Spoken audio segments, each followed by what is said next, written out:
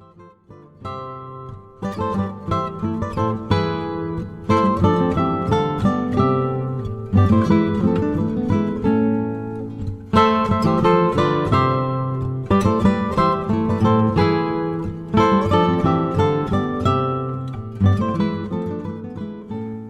Tudor History and Travel Show is a podcast that brings Tudor history to life by exploring Tudor places and artefacts in the flesh.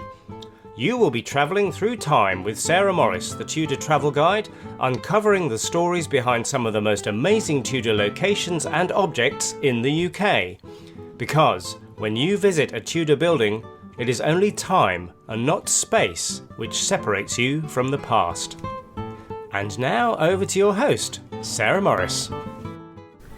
Hello my friends, and welcome back to this month, August's episode of the Tudor History and Travel Show. How are you? Have you been doing any time travelling around historic Tudor sites here in the UK? You'll have to let me know. As you may recall from the last episode, have been in the midst of a house move, which probably is still in process when you are listening to this. But while I take a breather from unpacking and painting and cleaning and so on and so forth and all the other joys of moving house, I want to take time out to be with you and take you on another adventure in time. Well, today there's no housekeeping.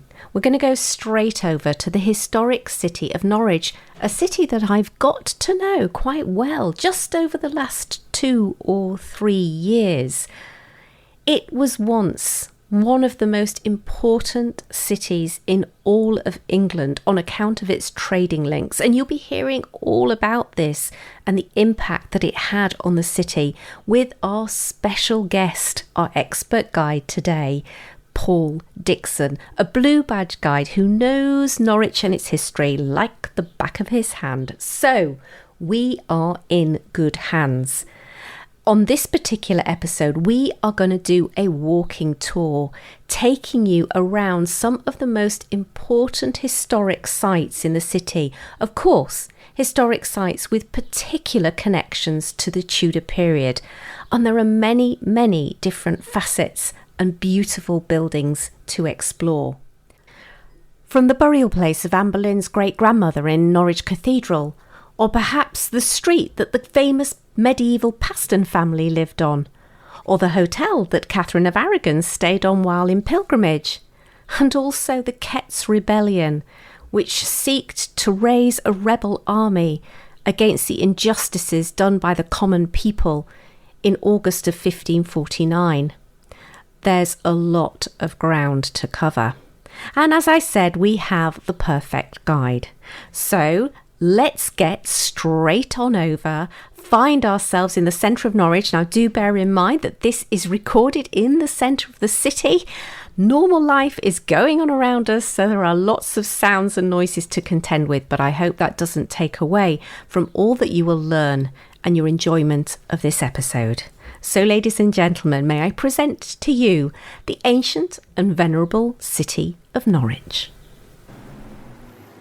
Well, welcome my time-travelling friends. You join me in the county of Norfolk and specifically a return trip to the city of Norwich. Yes, if you've been following the Tudor History and Travel Show for some time now, you will know that this is not my first adventure in time here. I came here with Aidan Norrie, maybe a couple of years ago now, to record a podcast which was all about the progress of Elizabeth I to the city in 1578. Now, since then, I've become rather enchanted with all of its wonderful, or I should say all of the city's wonderful historic charms, because there's a lot to explore here.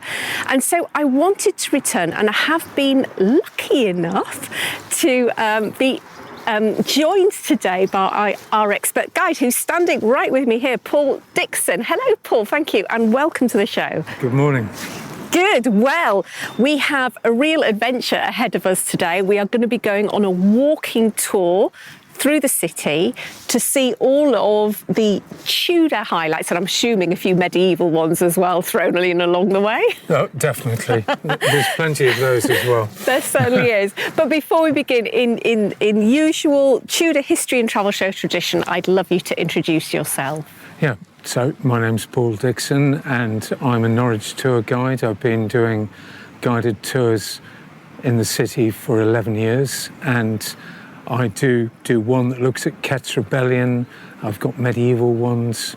I've got one that mixes medieval Norwich and Tudor Norwich as well. So there's a good mix of tours looking at the period that we're considering today. That's fantastic. And we are going to be looking at a whole range of different historic events and personalities and artefacts and places associated with different parts of Tudor history. So unlike my previous podcast in Norwich, where we were very much following in the footsteps of Elizabeth I, we're going to be jumping around a little bit in time. And I think this is probably a good time to remind everybody that, as ever, there's a show notes page associated with this podcast, because Paul is going to be sharing some maps with us. So I'll make sure that I put those and illustrations onto the show notes page. And as ever, there'll also be a gallery of images which will show you some of the things that we are going to be looking at and exploring today. Okay, right. Well, you have brought me to a beautiful, what looks like a medieval stone bridge. We're starting our tour here, but I do think for those people who are maybe tuning in and learning about medieval and Tudor Norwich for the first time, it might be good just to kind of set the scene. If I was coming to Norwich in the early 16th century, what kind of things would I have encountered? What did the city look like, and who was living here? Well, you would be visiting what was England's second city at the time. So, long before Birmingham. Yeah. And the population here would have been around 20,000. You had a 3-mile wall going around most of the city. But as you said, we're standing on a bridge here with the river. The River Wensum was basically a big moat on the east side of the city and part of the north. So the wall didn't go all the way around. There were 37 churches within the walled city. We've still got 31 of them today. I must admit, as you drive in and go around Norwich, wherever you look, there seems to be a church. It's amazing so many are still here. It's absolutely fantastic that they've survived. And actually, before the Black Death, there were more than 60 churches in Norwich, and quite a number closed down because of the Black Death. I mean, the population in the second half of the 14th century sort of declined from around about 20,000 to 6,000, it's thought.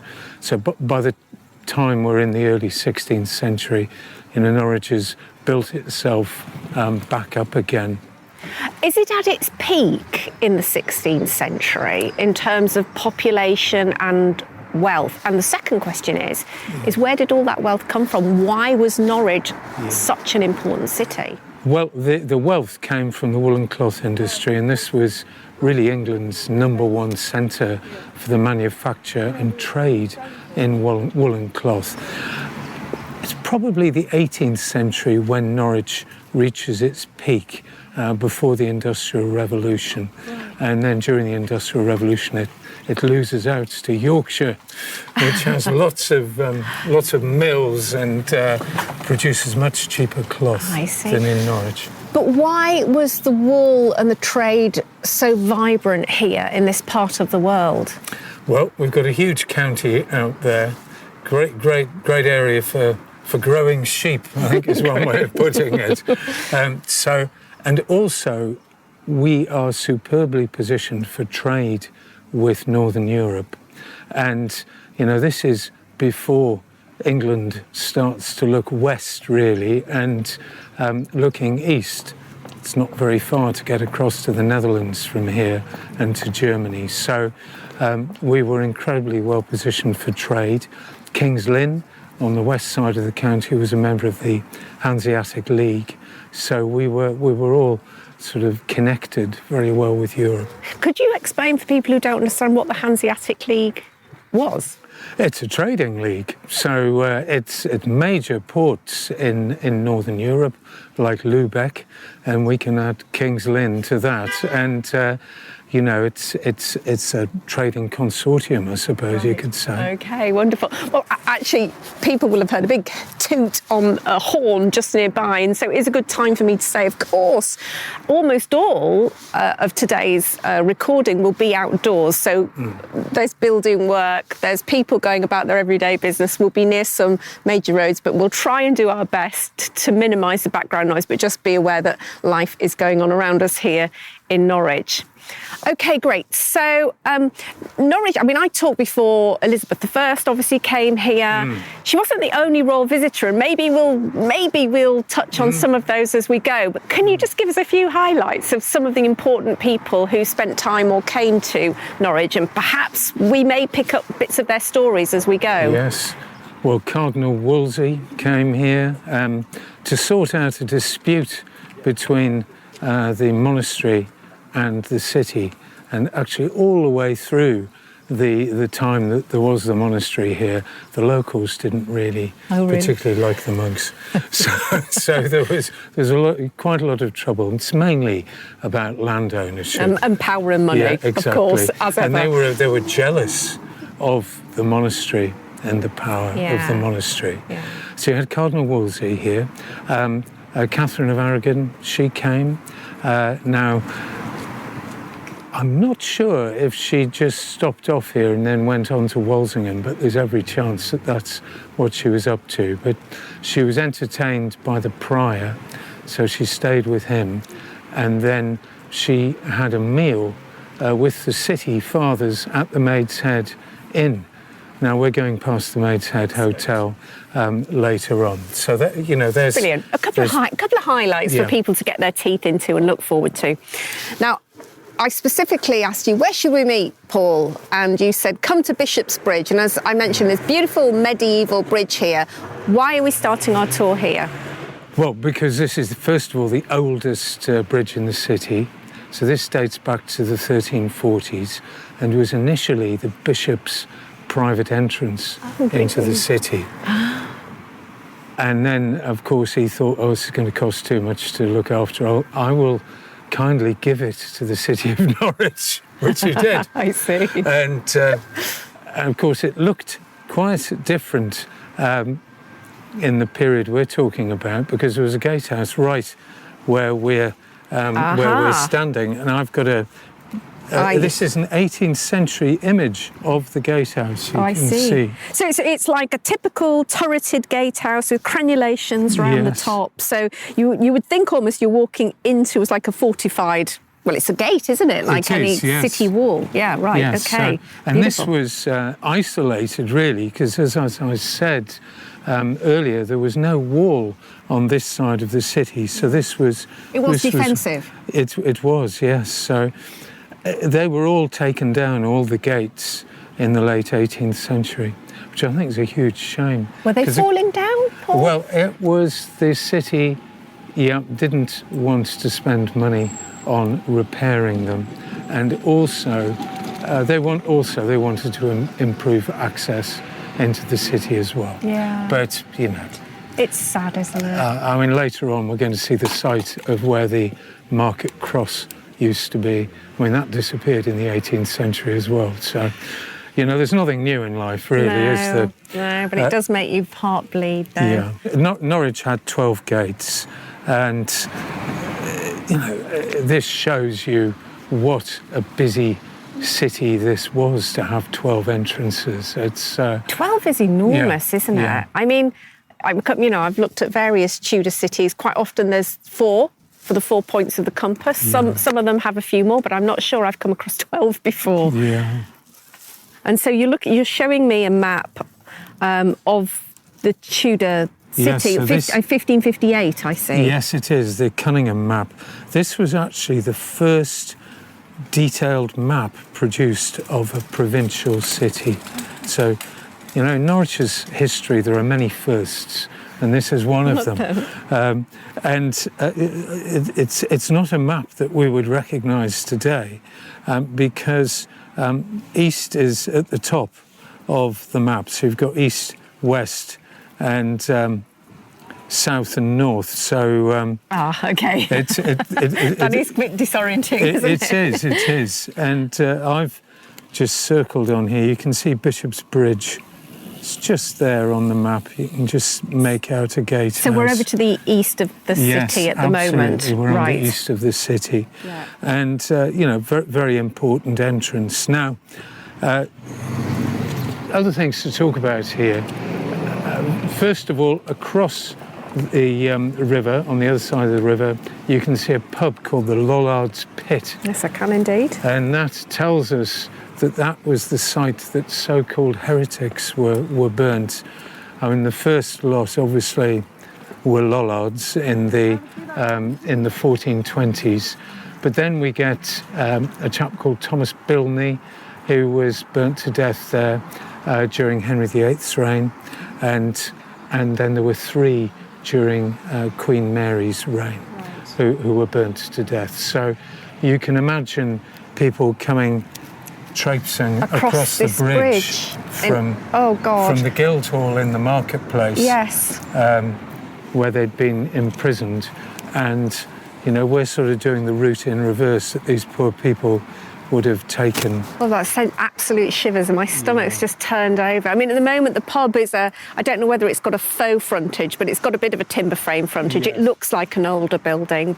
And at the moment, there's just a main road now, ploughs across where that used to happen. They often did have executions outside city walls, didn't they? Yes. So this would have been just outside the city perimeter. Yes, but most of the executions, if you were being hanged, you would be hanged within the city, so in the marketplace area, or by the castle, which was the main county prison. Right. So you had a county prison in the castle, and then the city had its own prisons. Yes, but they burnt people. I remember in Oxford, the site that Cranmer was burnt was just outside the city wall. So, oh gosh, right, okay. But there's also, I am aware that looking eastwards, the ground rises up, and that's quite an important place, isn't it? It is. So in the 16th century, the whole area across the bridge here was Mousehold Heath.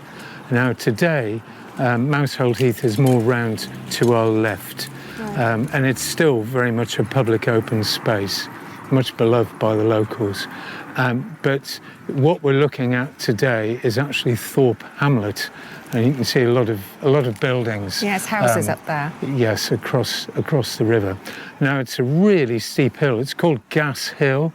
Again, this is completely outside our period, but Norwich's first gasworks were behind the Lollards Pit pub. So just in this site in the 1830s, and it became known as Gas Hill.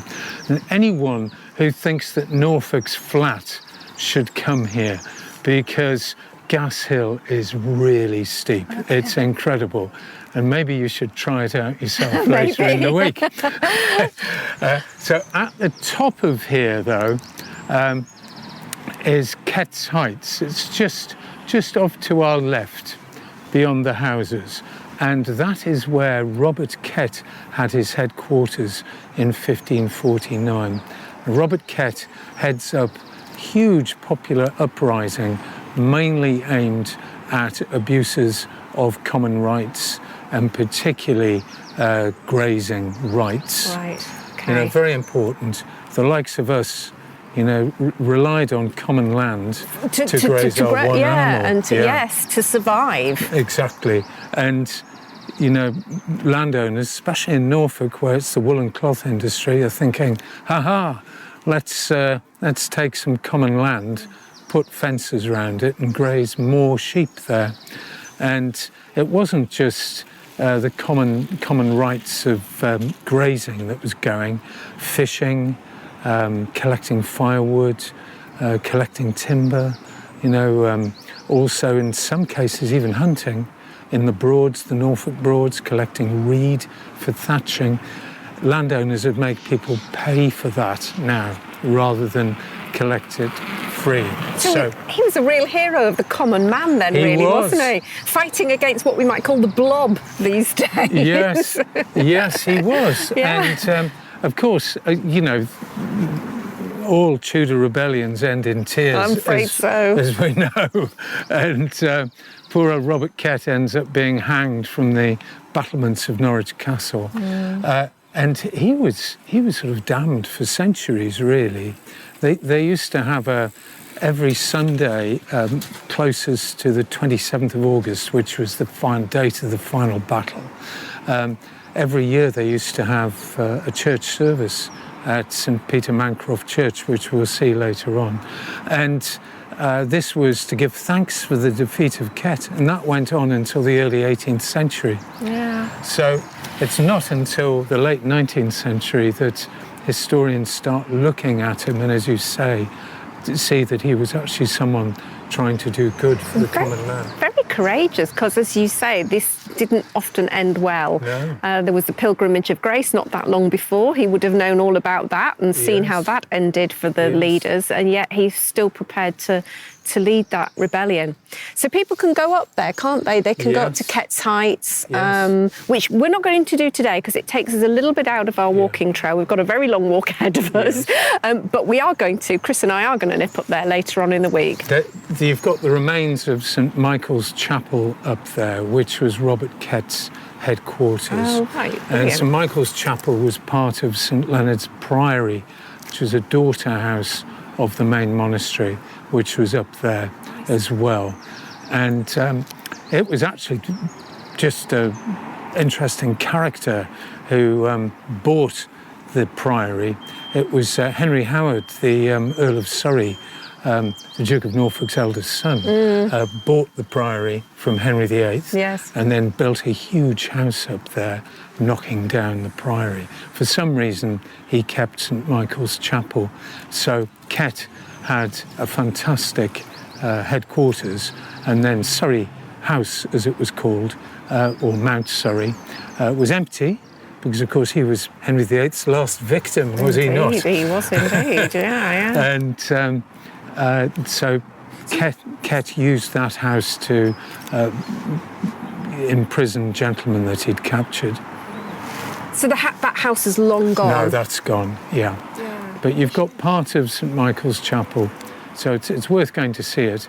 And also the view of Norwich. You know, when you go up there, you'll see the Cunningham map basically laid out in front of you, the Tudor Norwich. I'm looking forward to that. See. So it's well worth doing. Okay, so we've got plenty of history already at our fingertips. We probably should get walking, because we have got a lot of walking to do today, haven't we? Yes, let's go for it.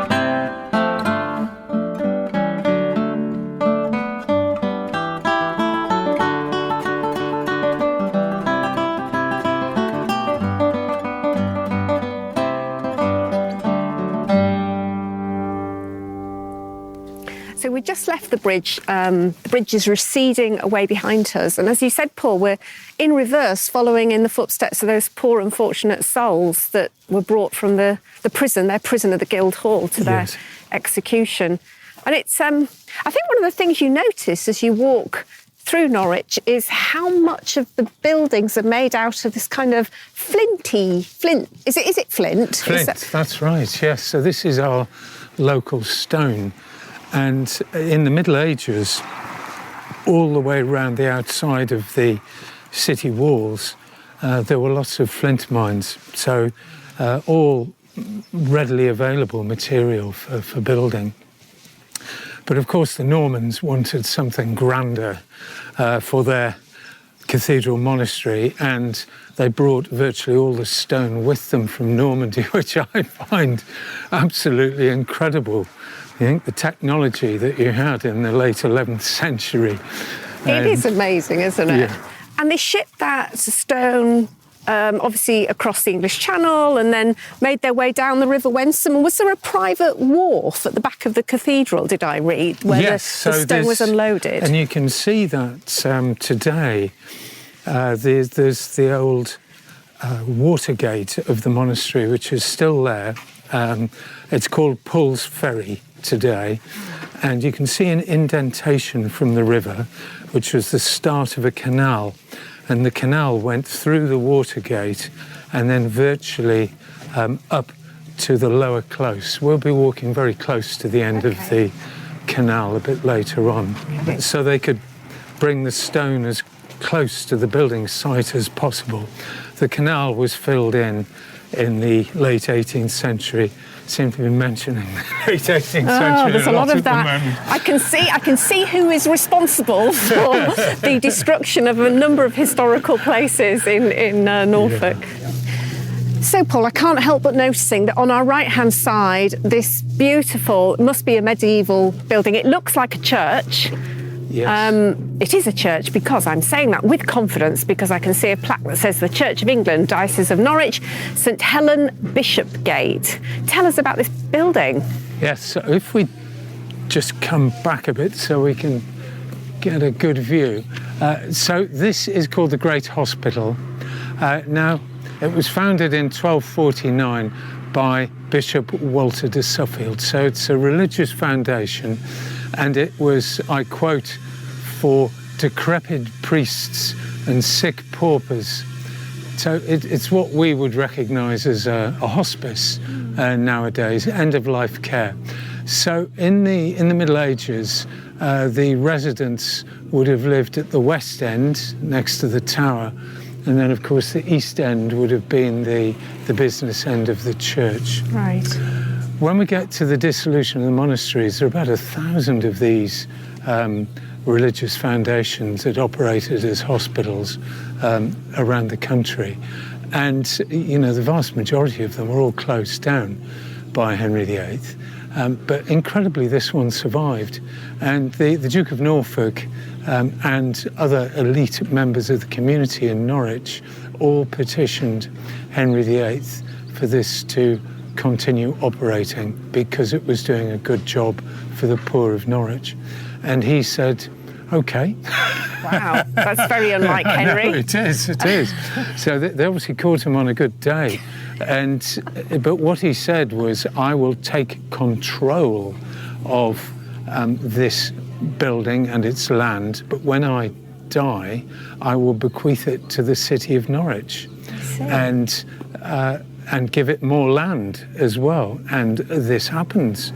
And on the outside the sort of main entrance to the church here, you've got a bit of Tudor poetry, but this is actually an 18th century replica of the original. I see. The original is actually within the building. Right. And if I can just read it out. Yes, please do. King Henry VIII of noble fame bequeathed this city, this commodious place.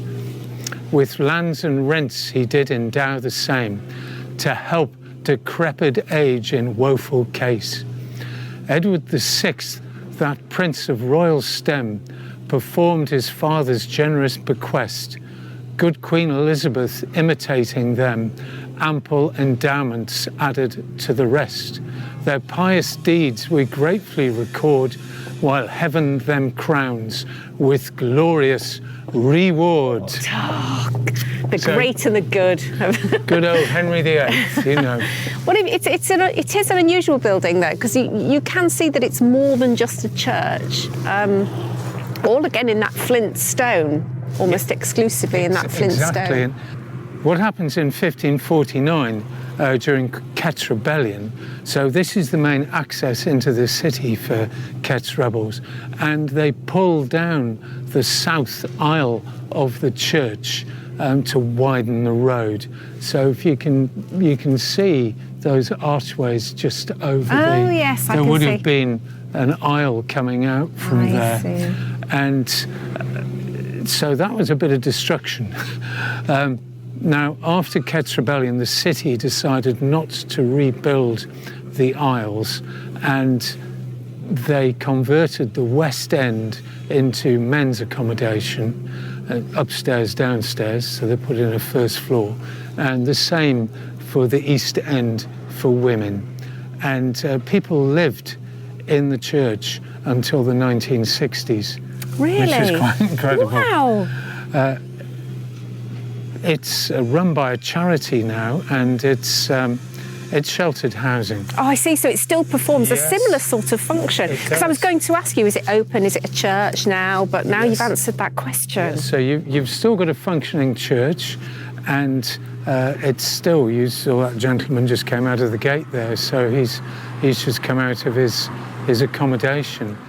As well as the medieval church, you've got 18th century, 19th century, 20th century buildings here, and you know there's some building work going on at the moment as well, so it's... So can you access any of that building today as just a visitor?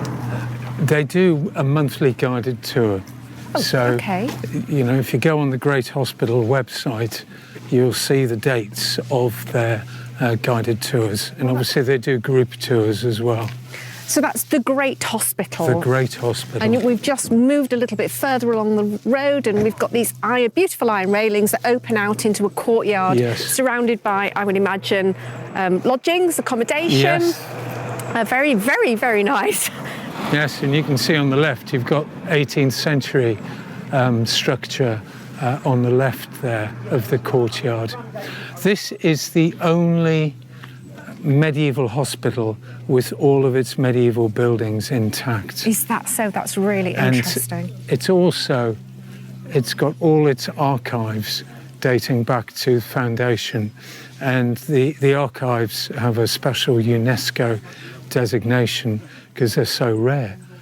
That's amazing, because I can see in front of us there's a flagpole with the English flag flying, and underneath it has the Great Hospital, founded 1249. What a wonderful complex of buildings. I'd love to come on a monthly tour. I'm sure they take you into some interesting places and you get to see some fantastic architectural gems, I'm sure. Have you been in? I have, yes. And you get taken into the upstairs women's ward in the church, and it's still got all its cubicles there, and you know, the communal dining area. It's very evocative. Now, Paul, you mentioned that the road, it's a very straight road we've been walking down, Yes. straight and quite wide. And you mentioned that this was the principal route that Kett's army invaded the city. Is now a good time to talk about that rebellion, when it happened, and what happened on that day, which I think was the 1st of August, 1549, am I right? That was the first battle, yes, the one that Robert Kett won.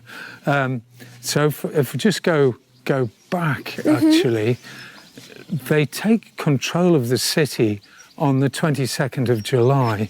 So having arrived on Mousehold Heath about 10 days earlier. Now, the reason why they take control of the city is they've sent their 29 requests down to Protector Somerset, and Who, by the way, is leading the English army at that time? Is that right? Or? No. Well, he's obviously the Lord Protector, but the Lord Protector. So he sent them to London, basically. So the 29 requests go down to Somerset in London, and basically the requests are all about bringing an end to abuses of common rights, but also some interesting ones, that all bondmen should be made free, all slaves, that the local community should have a say in who their parish priest is, and I think the most radical of all, that said parish priest should teach the young to read so they can read the Bible. Right. Which is, education for all in the 16th century. So these requests go down to London, and then the Herald returns 21st of July with the answer, which was, go home, you're all a rabble, and Robert Kett, you're a traitor, which wasn't exactly very helpful, but there we are. And so the mayor then shut the gates of the city to stop Kett and his men coming in because they were now rebels, refusing to go home. And the day after, 22nd of July, Kett takes the city for the first time.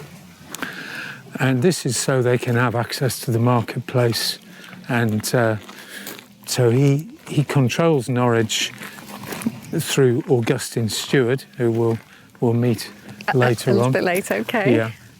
Augustine Stewart was the deputy mayor, and he ran the city on behalf of the Ketts. And on the 31st of July, the Marquis of Northampton arrived with 1,500 soldiers.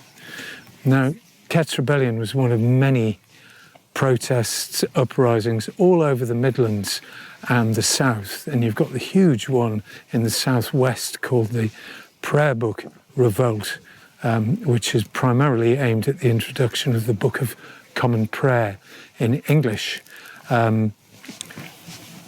Kett's rebellion is more about economic matters. And so you've only got 1,500 soldiers. Kett had something like up to 15,000 people had descended on Moushold Heath. So it's nearly the population of Norwich. Yeah, that's incredible. It's amazing. And even though you've got 1,500 professional soldiers, that's nothing. So what happens on the 1st of August is Kett's men smash their way through the gatehouse on Bishop's Bridge for the second time. And they come charging up the road that we've walked up, and then go round to the right, which we haven't done. No, we bore off to the left to come to the cathedral, which we'll come to in a minute. Yeah. And so go off to the right. So that's Bishopgate. They follow Bishopgate round to outside St Martin's at Palace Plain, one of the churches, and that is where they meet the Earl of Sheffield, who is there with part of the Marquis of Northampton's army. And Sheffield gets unhorsed and he takes his helmet off to say, I'm a man of quality, I should be ransomed. And the story goes that a butcher from North Walsham, armed with his meat cleaver, didn't understand the rules of war. And why should he? And of course, you know what happened to... Yeah, exactly.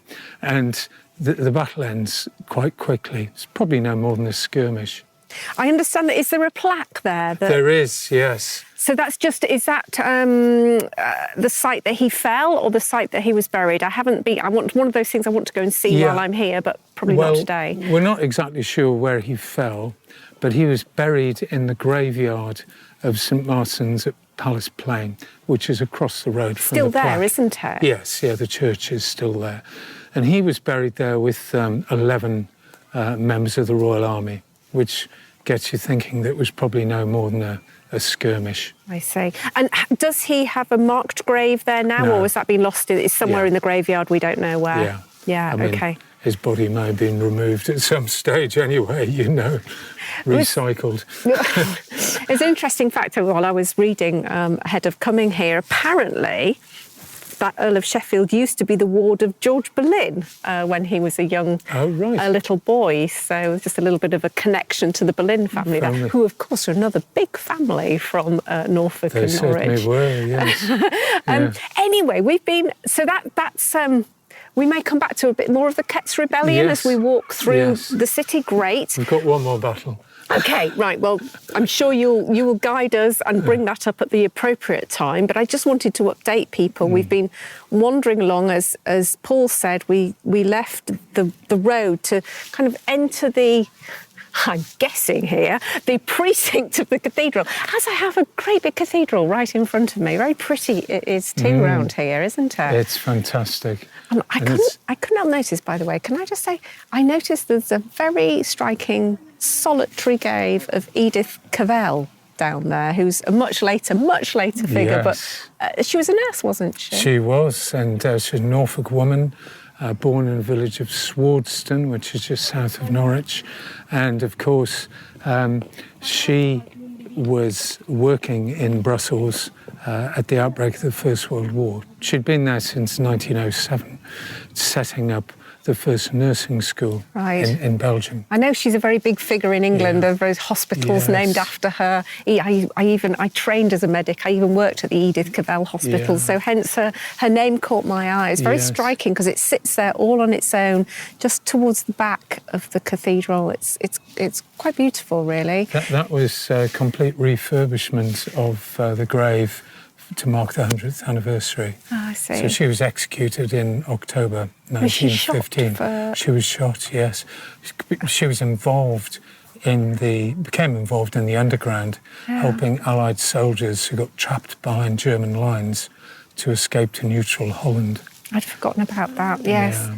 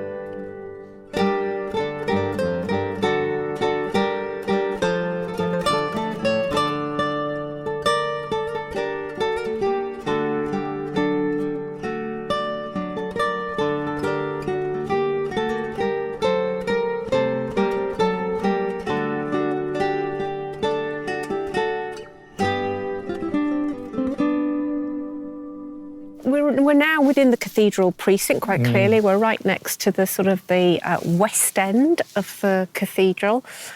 What do we need to know about... Is now a good time to talk about the cathedral here and maybe some of its Tudor connections? Because there are a couple, aren't there? Yes, so the actual... the cathedral itself went through a bit of a hard time during the Tudor period, and particularly Elizabeth I's reign, because there was quite a radical dean here called Dean Gardner, who destroyed the Lady Chapel. Now, over to the right, you can see some remains of flint walls. So that's the east end of the Lady Chapel. And then you can see very rough masonry going up the side of the building, which also survives. And if you just come over here, if we look up, can you see how there's the outline of a building going right up? So it's a much taller, grander chapel, which was destroyed. And it's such a shame. It's another thing that's been lost to history, you know. What you're looking at there today is 1930s Royal Norfolk Regiment Chapel. Yes, there's a real scar on that building. You can see how it's been ravaged and hacked at to tear down that Lady Chapel. Yes. Some beautiful sort of, I don't know, Norman-esque? So these are Norman chapels. So this is the earliest part of the building, the East End, because obviously they built the East End first, you know, so they could have services as soon as possible. And so this is one of the side chapels, Norman side chapel. There's an enormous amount of Norman fabric within this building still today. So huge arches inside the building and great big columns which hold up the building. Now, I understand from my reading that it was an early Norman, was he a bishop?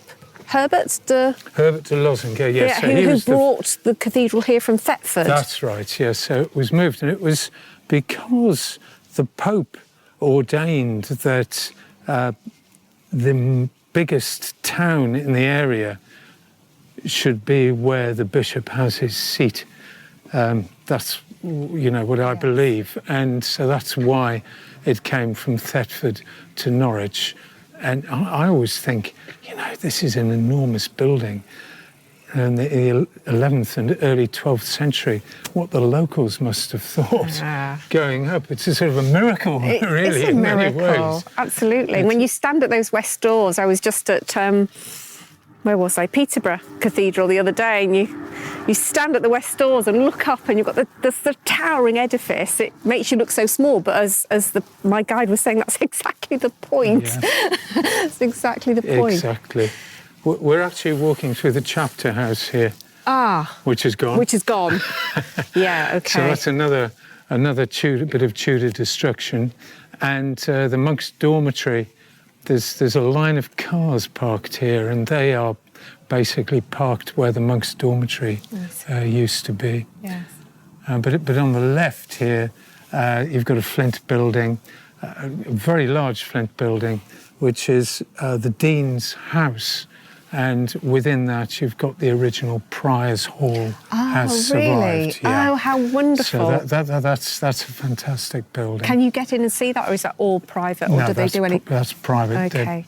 I have been in for special events in the past. Unfortunately, the cloisters survived. Yes, I was just going to say, just in front of us, we've got a doorway, and you can see that we're through into the cloisters here.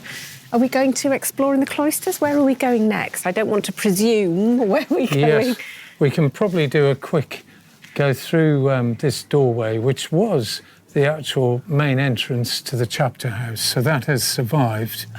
Of course, you can see that now that you point it out. You've got a central archway with two on either side, so I can see how that would have been the main entranceway, projecting outwards from where we are. But what we could do is go through this doorway, turn left, and do a part of the cloisters. Lead the way.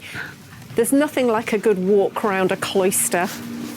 Now, of course, when I was here last time in Norwich, we spent quite a little bit of time in the cathedral. So if you want to learn more about the Boleyn history associated with the cathedral, because, of course, we have, I think it's Anne Boleyn's great-grandmother, Anne who is buried in the Boleyn Chantry Chapel here.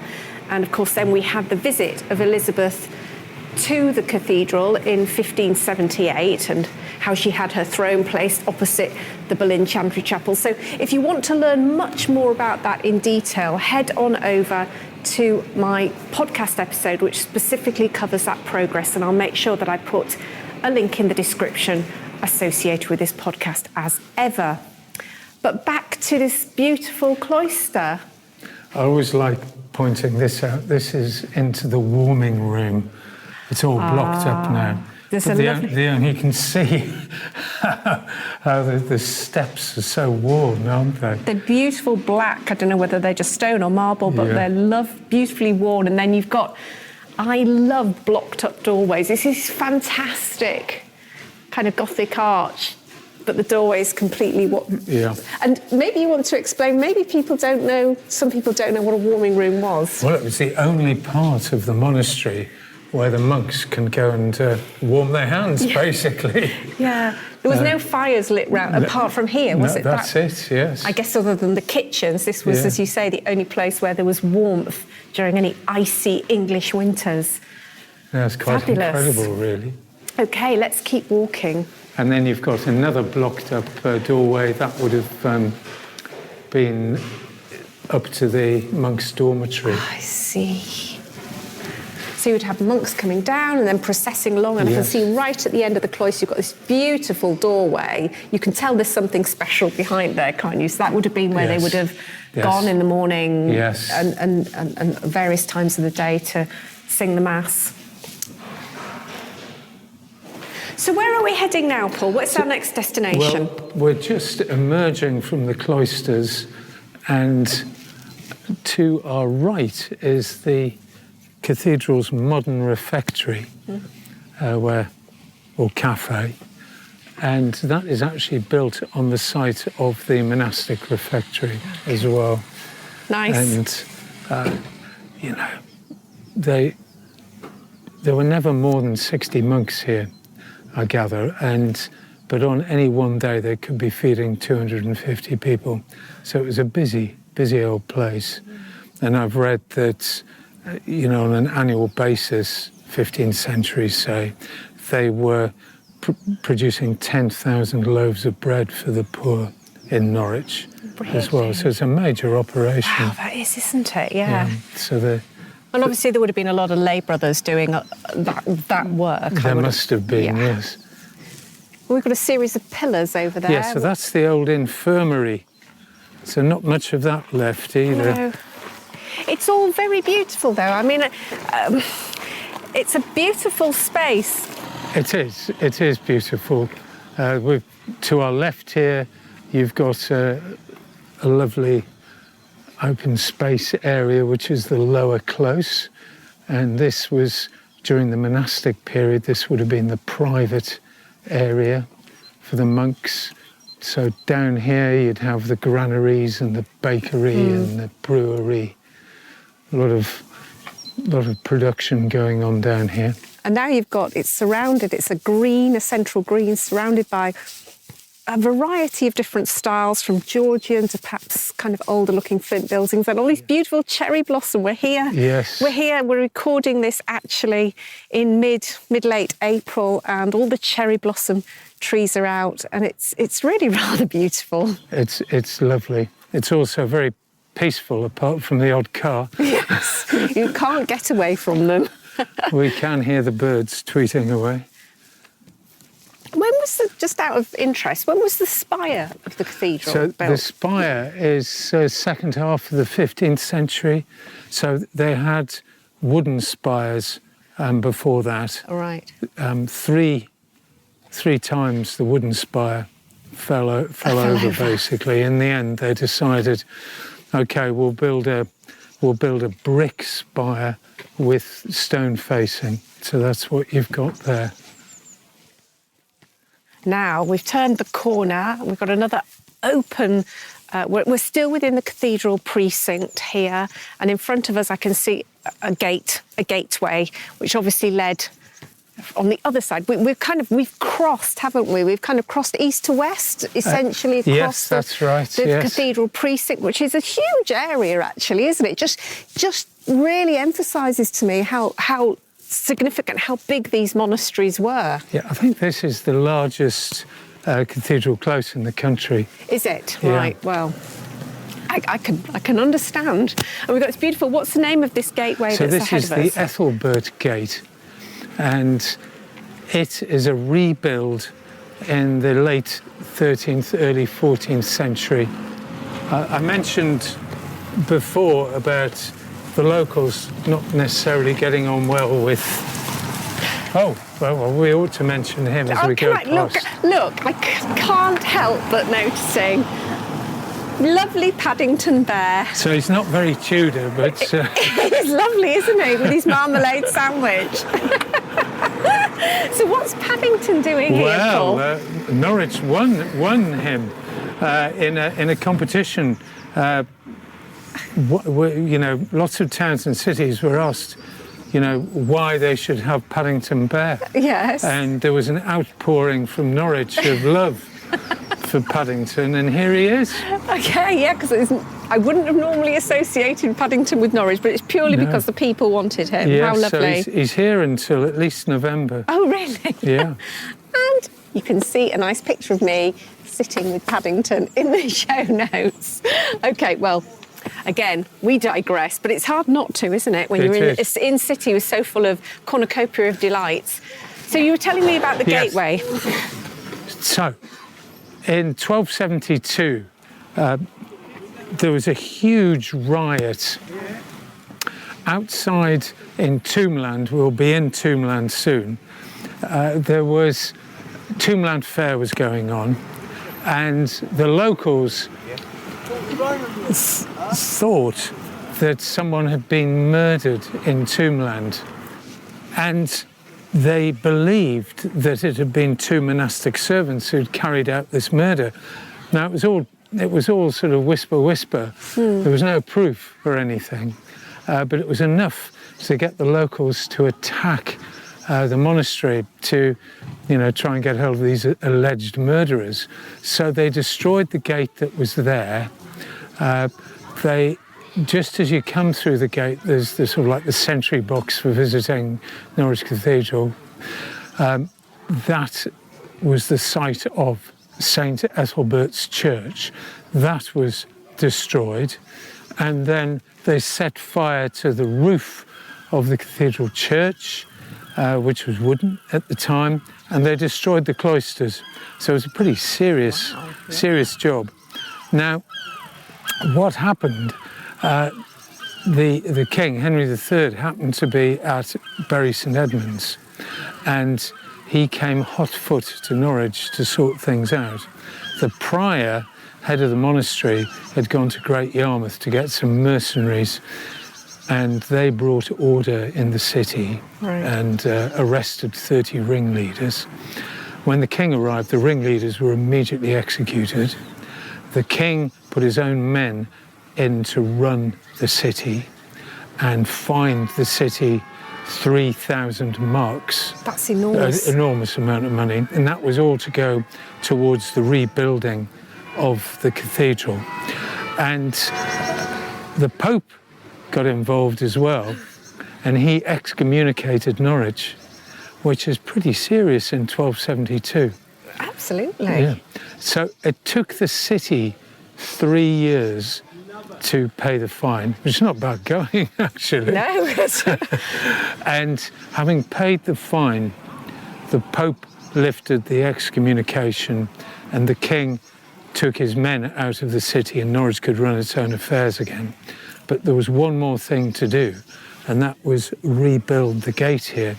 And rather than rebuild the church, they were allowed to put a chapel on top of the gate. And so it's called St. Ethelbert's Gate after the chapel. It took the city until 1316 to complete this. So if you think the riot was in 1272, so it's quite a long time. The chapel today is actually used as the main music centre for Norwich School. So within the cathedral close here, you have Norwich School, which is an independent day school, which traces its history back to the monastic schools. The monastic schools were closed at the dissolution, and then in 1551, the city refounded the monastic grammar school here, and it was called King Edward VI Grammar School, which it still is to this day. But of course, we call it Norwich School. Yeah, right. Yeah. And right across the close, the far side of the close, we can see a rather fine-looking chapel, and that is an early 14th century chantry chapel. And of course, chantries were closed down in Edward VI's reign, and so you had this empty building for the school when it was refounded. Whose chantry chapel was it? It was what was called a carnary college. So anyone could pay for the priests to pay for their souls. Pay for their souls, but also we'll walk towards it. Yes, please, let's do that. So also the undercroft area, you can see those circular windows. That was used for storing bones from overflowing graveyards. Oh, right, so like an ossuary. Yeah, that's right. And can you go inside there today? Well, today they have, it's still part of Norwich School, but what was the ossuary is used for art exhibitions now, so it's open quite regularly. I see. So we've got, the cathedral has a certain amount of scaffolding around it at the moment. You can probably hear as we walk a bit closer to the west end. You may be able to hear some banging and drilling going on. So obviously a bit of renovation underway there, and cleaning, I suspect. Yes, there's always something going on. Always something going on. It's a never-ending project. Now, I know we covered this in my previous podcast about Elizabeth, but she stayed in the building on the other side. That's part of the school, right? The old bishop's palace. Yes. And that's where she stayed, right. Yes. So if you do come and visit, again, you can find out more information on my other podcasts, but make sure you look to the left of the West End. You'll see the school. You can't go in because obviously it's a school, so it's private, but you can see some of the building that Elizabeth would have stayed in adjacent to the cathedral.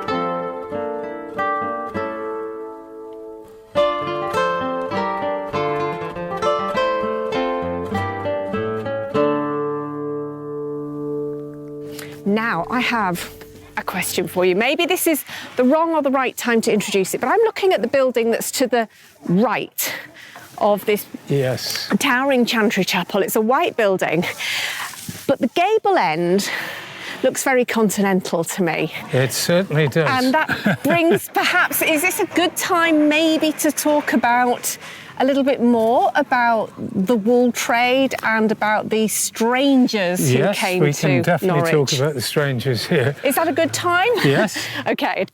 So, the white building in the cathedral close here, which today is the school staff room, this was actually the first building constructed in the close after the dissolution of the monasteries. So it's a 16th century building.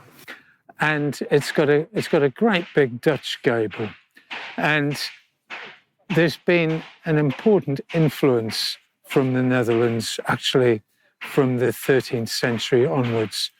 Trade with the Netherlands was recorded in the 13th century, the strangers are a very important group who arrive in Norwich in the mid-1560s. Now, the situation in the mid-1560s, the woolen cloth industry was struggling a bit. I think probably because we were becoming this isolated Protestant nation in Europe. And so trading links were difficult. And they were looking for ways that they could boost the industry. Lots of people were leaving the industry, leaving Norwich as well. So, they wanted something to help.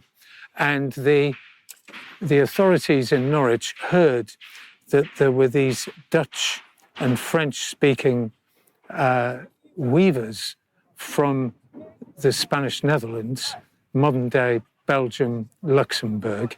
They were religious refugees and had made their way to Sandwich and London. And it was decided that it would be a really good idea to invite some of them to Norwich.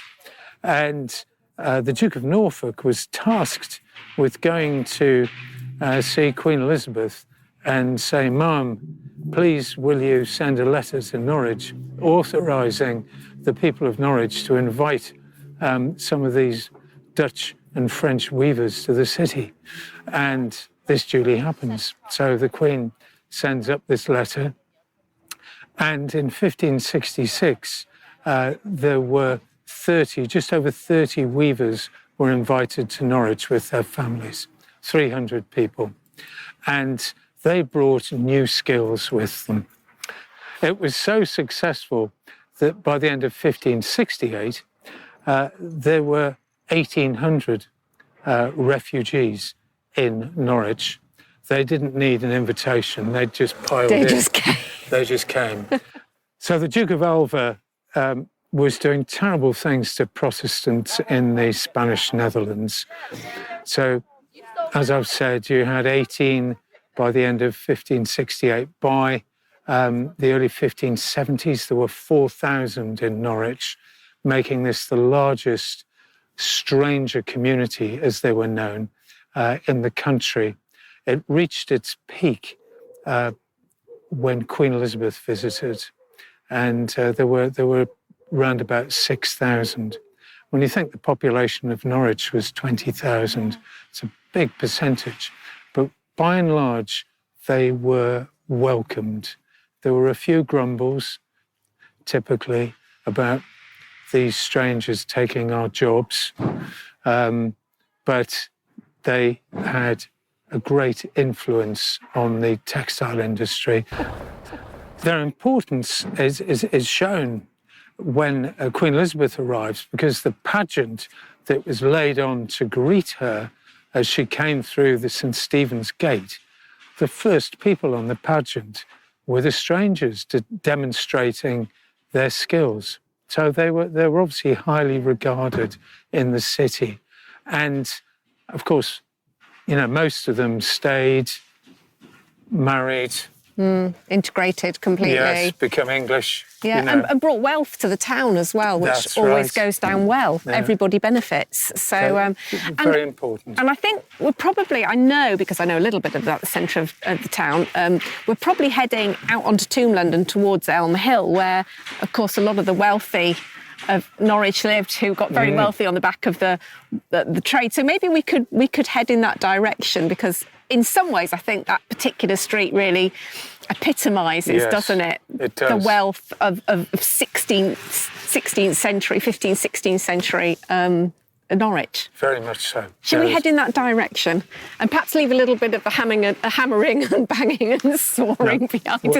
I'm just thinking, what would it have been like in the medieval period, when they wouldn't have had the sound of the electric drill, but there would have been a lot of banging and hammering going on, I'm sure. Well, we're now going into a very busy bus route area, right. So bear with us, dear listeners. Get noisy. Yes, maybe we progress through Tombland quite quickly and get onto Elm Hill, where it may be a little bit quieter. So, my understanding, we're leaving through is it the Erpingham Gate? Yes. So this is Sir Thomas Erpingham, who paid for this, and Sir Thomas Erpingham was the man who commanded the English and Welsh longbowmen at the Battle of Agincourt, 1415. Wow. Brilliant. Well, there's one of those buses that you were talking about. Erpingham was 58 when he went on campaign with Henry V, which is really quite a senior age. Yeah, absolutely. And he built this new gate into the cathedral to thank God for his safe return. And a beautiful gate it is, isn't it? With all the... Are they queens, kings? Are they saints? They'll be saints. Yeah. I love this as well because they've survived the Reformation. And I think that they couldn't be bothered to put scaffolding up to knock their heads off. You can see the closest ones have been defaced. Yes, you can, can't you? Yeah, they've been defaced and lost their heads, but anything above that has survived. Now, Tombland, I understand that this was originally, because Norwich was an Anglo-Saxon city before the Normans got here, or a town, wasn't it? And this area, I think, Tombland, in my research, was the original Anglo-Saxon marketplace before the Normans moved it to its current location.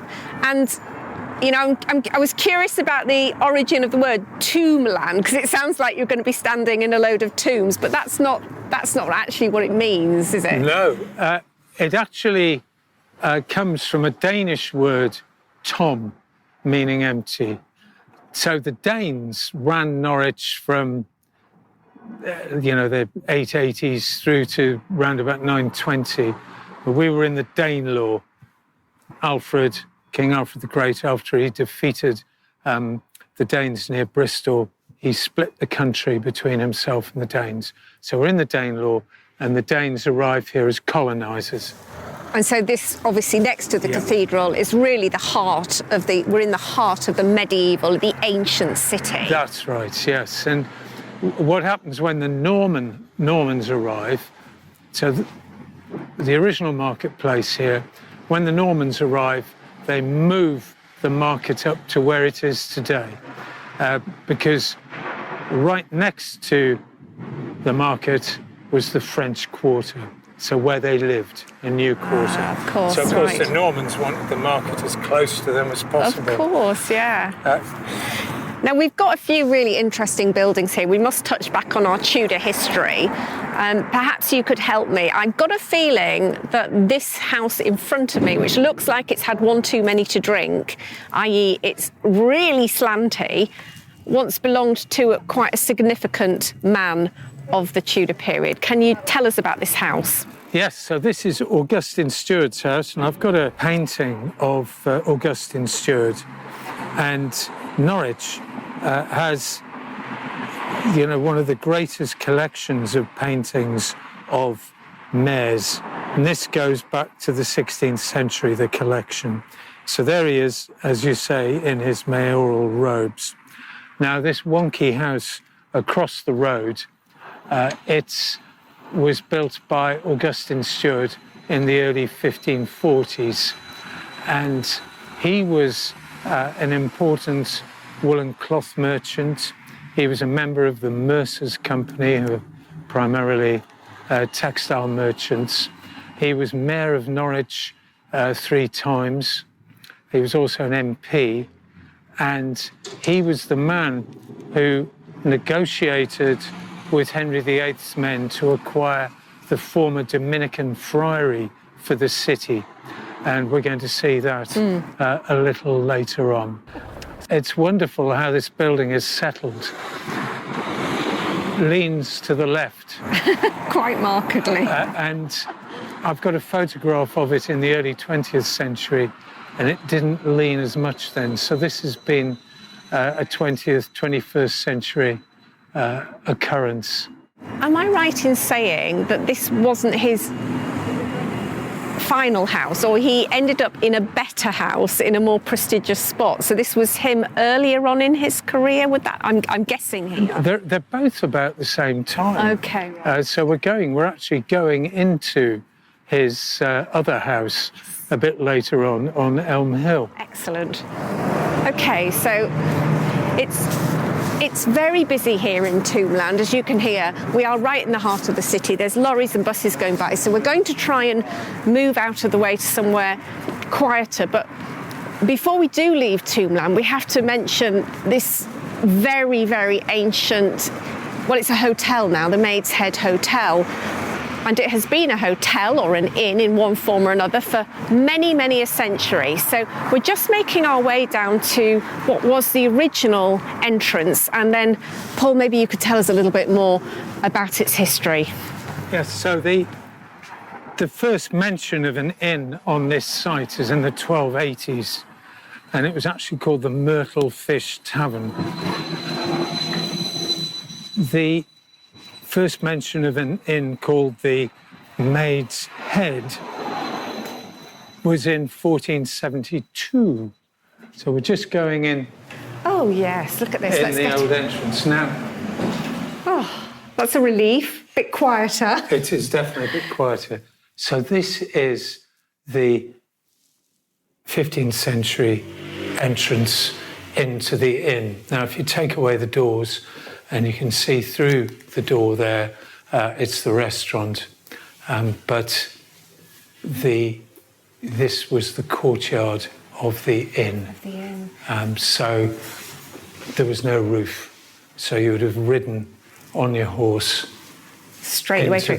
And let's just remind ourselves, we have the likes of Catherine of Aragon coming here. Yes. So she would have been in this very building. She definitely would have been. Also, there's a Queen Elizabeth room in this hotel, but of course we know that Queen Elizabeth stayed with the bishop. Yes. So what I think is the legend developed because maybe part of her entourage might have stayed here because we're just across the road. I think that's highly probable. Yeah. They had to take up all the local inns and spaces, so it would have been filled with Elizabethan courtiers coming and going. Yes. So in the 15th and 16th century, there were 20 bedrooms all around us here. In a courtyard, in a courtyard, yes. So, yes, the thought that Catherine of Aragon was entertained in this space is quite amazing. There's also the legend. There are legends in the Kett rebellion story that the Ketts used this as their Norwich headquarters when they were in control of the city, and that the Marquess of Northampton and the Earl of Warwick who finally defeats Kett, both had breakfast here before their respective battles. I doubt it somehow, but it's a good story. Yeah. There's another good story as well from the Tudor period that Will Kemp, contemporary of Shakespeare's, in 1599, he Morris danced from London to Norwich. And he wrote a book about it, called it The 9-Day Wonder. I mean, it took longer than 9 days because he rested up. But he was mobbed when he got to Norwich because, it's a great Tudor celebrity. He used to take comic roles in Shakespeare's plays. I see. So it's thought he was trying to upstage Shakespeare by doing his big Morris dancing. And the legend is that once he'd finished Morris dancing, he recovered in the bar of the Maid's Head, which is late 16th century. So he would have needed to as well after all that Morris dancing. That's another story. Oh, brilliant. That's so brilliant. Yeah. Now, you mentioned the change of name. It was originally called? The Myrtle Fish Tavern. And I did read that, and I'm making a very, very clever link here, Paul. Okay. You'll be impressed with this one, that it was in a Paston, one of the letters from the Pastons, that we hear about the change of the name. So I know the Pastons had a house on Elm Hill, which is just across the road. Yes. So maybe that's where we should go. Maybe you could tell us a little bit about the Pastons and Norwich, and we can talk about this beautiful surviving street. Yeah.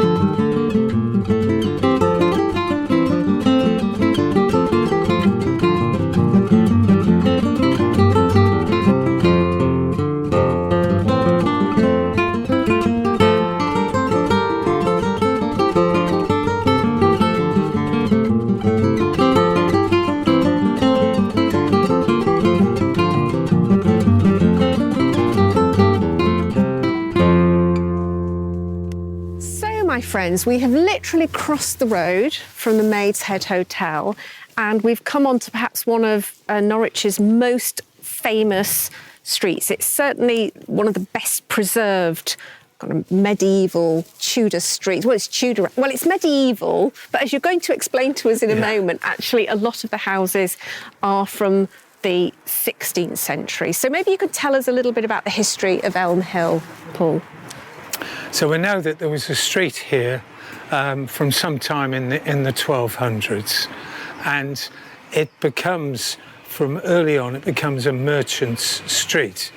So if we just pause here, yes, you can see a little bit of river poking up down there. So we're very close to the river. So you'd have courtyard houses, and then at the back, each merchant would have their own wharf for tying up their vessels, their trading vessels, which had brought the goods from Great Yarmouth, or vice versa, take the goods down to Great Yarmouth.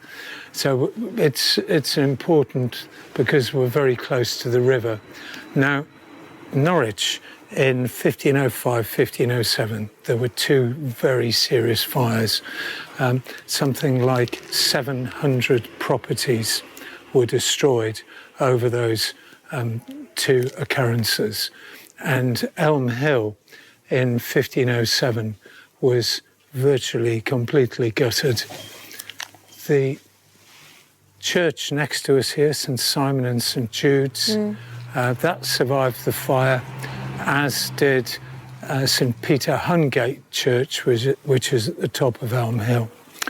And then we can see in the distance there's a cream building which is called the Britain's Arms, and that is the only building on the street that actually survived the fire. Now, John Skelton, who was a tutor to Henry VIII, was also vicar of Diss in South Norfolk, wrote a poem about the fire. Okay. And this, of course, he was writing in Latin, and this is an English translation. O sad calamity, O fate most dire, a venerable city razed by fire. Through love's fierce lightnings, or the fate's stern hand, Norwich, so long the glory of our land, in the consuming flames of Vulcan dies. England's chief ornament in ashes lies. O city, what thee can now be said? A few fair things survive that thou hast bred. All life is brief, and frail all man's estate. City, farewell, I mourn the cruel fate. Well, I always say it's a bit negative, actually. Do we know where the fire, like in London, we know where the fire started? No, Do we know there's no record of that for Norwich? Nothing like that. So what we're going past here, this mustard-coloured house, this is a 1540s rebuild. And we've got, where it says here, Roach's Court. That is the courtyard entrance to a huge Tudor house. So you can see... right the way along. So let me get this right. You've got the facade facing onto the street. That's right, yeah. Then you have these passageways, which are called courts, that take you through into probably what would have been another courtyard originally before the fire. And the main house would have been behind that, and then you have the river. That's it, yes. And as you said, you've got also this added element of the merchants using the houses to trade from. So I understand after the fire, when they were rebuilt, you ended up with workshops and housing for the workers, literally on site with the family that they worked for. Yes, and then over the centuries, this actually Elm Hill changes from being a high-status area to being a poor quarter. Like a slum. Yes, and you get... So the word court comes from the 19th century. I see. When you'd have a very substandard building filling in the area behind the main house. Yes. With no facilities at all. I think there were 7 courts behind the houses on the right-hand side of Elm Hill, and they would have been lived in by up to 200 people, living cheek by jowl, poor accommodation. Yeah, because... And when you get to the 1920s, the city were going to actually knock the right-hand side of Elm Hill down because they viewed this as just being a slum. Now, our heritage watchdogs, the Norwich Society, had been founded in 1923, and actually their first campaign was to save Bishop's Bridge, because the City Council were going to knock down Bishop's Bridge and put a bigger road bridge there. So they saved that. And then they turned their attention onto Elm Hill. And the Norwich Society commissioned a full historical survey of the street. And they, plonked that on the desk at City Hall and said, well, you can't knock this down. Right. And the City Council actually agreed and restored Elm Hill. So this is a sort of post-1920s restoration, and they did a fantastic job. They did a lovely job, because we've got the lovely cobble street, which really adds to the atmosphere. Now, I understand there were as we just make our way along the street, there were an enormous number of mayors who lived here. It's kind of one of the biggest concentrations of wealthy merchants and mayors. So this really was the place to be in Tudor Norwich, if you were a man of power and wealth. So you've got on the left here, this creamy building. Yes. Is part of the Pettus household. Now, the Pettus family were very, very influential mayors and merchants, and their house actually stretched from where you've got that Tudor the timber frame building on our right here, right the way across. Right the way down to the church. Oh, God, so huge. There's a huge, huge house. Obviously, you've got much later structure here. And the house has been divided up. That's right, yeah. And so who were the Pettus family? Just another wealthy merchant family. A wealthy merchant family. Oh, yes, I see. We've got our blue plaque. So if you do come wandering down Elm Hill, you will see various plaques which help you navigate. And am I right in saying their effigies are in the church? Yes, but the church isn't open anymore. It isn't open anymore. No. That's a shame, isn't it? Now, I introduced the Paston family. Yes. And I think we're getting closer. We definitely are. To where their house was originally, because what's here now, again, is post-1507, so the original Paston house, I think, has gone, is that right? But this is the 1507 replacement. It is, yes. So we're outside what was Augustine Stewart's second property, and I'm just going to show you his merchant's mark. Yes, let's have a look. Which is just up here. Oh, I see. So yes. So there's his merchant's mark. So you've got this wonderful Tudor beam, decorated beam. Above the passageway, which would have led through to the back of the house and the courtyard. And you have his merchant's mark carved on either side of the timber, this grand timber lintel above. So that's the Mercer's Company. I see, on the left. On the left. So he's showing he's a member of the Mercer's Company.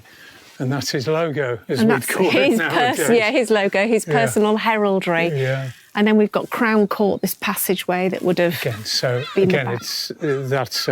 19th century renaming. And what you've got to imagine is very substandard housing going down through the car park there that you can see, and the river just beyond the car park.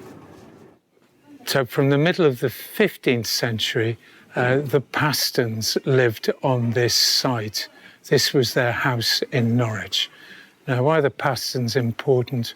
Well, they wrote letters, and their letters have survived. And it's the largest late medieval collection of correspondence which talks about everyday life.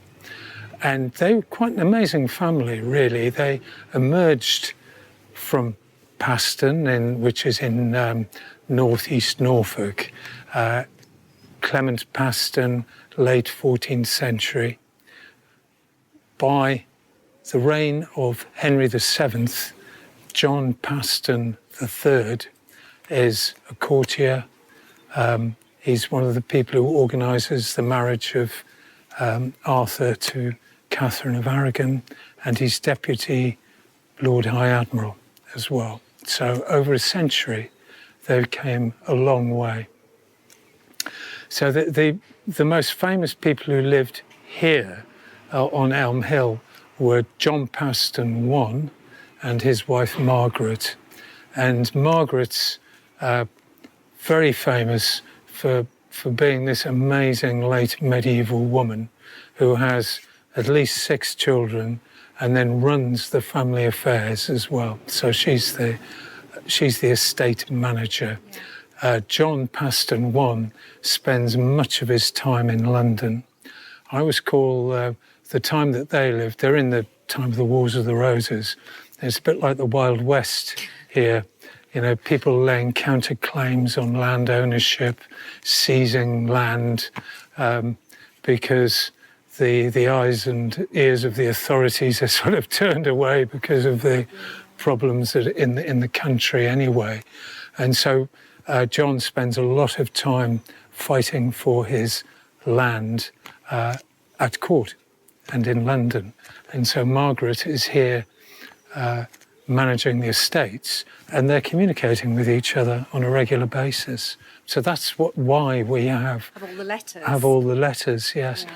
But also, they're amazingly, their first 2 sons were both called John. So you call them John Paston II and John Paston III, and they were letter writers as well.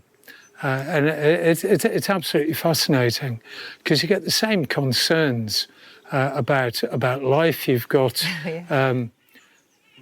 daughter going to be marrying, wanting to marry below herself, because Marjorie, the daughter of Margaret and John, falls in love with Richard Cavell, who was the bailiff, so the estate manager, I guess, for the Pastons, but he came from a shopping background, which was thought to be not good enough. But of course, they'd kind of forgotten that they came from being subsistence farmers. Yes. Right. Anyway, there's this great to-do where the bishop is involved, and he is asked by Margaret to say whether the marriage that Richard and Marjorie had conducted was legal or not. He votes in favour for Marjorie and Richard, which is rather nice. And he tells Margaret, just calm down. On family politics. Exactly. That's brilliant, isn't it? Exactly. So we've got this house here now, but this was the post-1507 replacement, which was the home to Augustine Stewart, who you introduced us to. So this was his house. It was. This is his second house. And today it's the Strangers Club, which is it's a men's sort of dining and social club. And we're going to get a chance to go inside. So just to describe the building we're about to go into, it's sort of stone, the ground floor is stone, but then you've got the upper floor, which is sort of timber framed, infilled with the herringbone brick, isn't it? And then you've got a jettied upper story, which for those of you who don't know, but jettying is a bit of a Tudor invention or medieval invention to increase the floor space on the upper floor without encroaching on the pavement below. How much of this is genuinely of the 16th century, do you know? I don't honestly know. It It's had a lot of restoration, you said, in the 20th century. Yes. But I suspect, I mean, you can see some of the big timbers here look very authentic to the period, but it's obviously been restored. You know, the brickwork is, as you've said, this herringbone brickwork is classic Tudor brickwork, but again, it might Could have be been later, yeah. You know, restored in the style of... I can see some bricks that look like Tudor bricks just here, much narrower, much more irregular, and then you've got the much more modern sort of square. Yes. These they look older, but these look much more like 20th century bricks. They do. Not that I'm an expert on bricks, but you know, I've looked at a few. Anyway, we're going inside. Yes. How exciting. So just to say, dear listeners, Paul has arranged for us to have coffee. Well-earned coffee, I think. Yes, it's good timing. Are we bang on time? We are. Right, lead the way. Lead the way. We've got somebody this time. Okay. Hello. Hi. Come in. Thank you very much.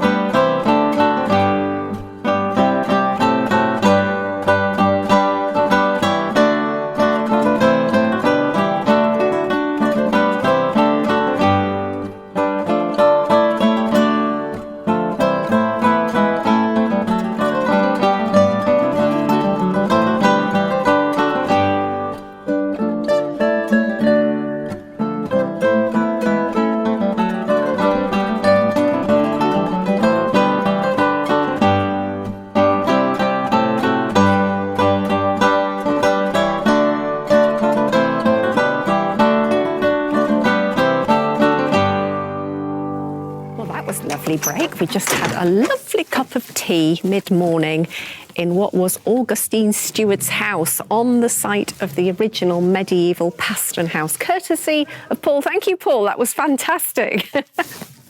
Now, we're going to continue making our way up Elm Hill. We've come about 2/3 of the way up the street, and towards the top of Elm Hill, it opens out, and we have this beautiful tree that sort of stretches its branches over the houses and the cobblestone. But this is roughly where the name of the hill comes from, isn't it? It does. So nowadays, of course, that's it's actually a London plane tree, but there used to be an elm there.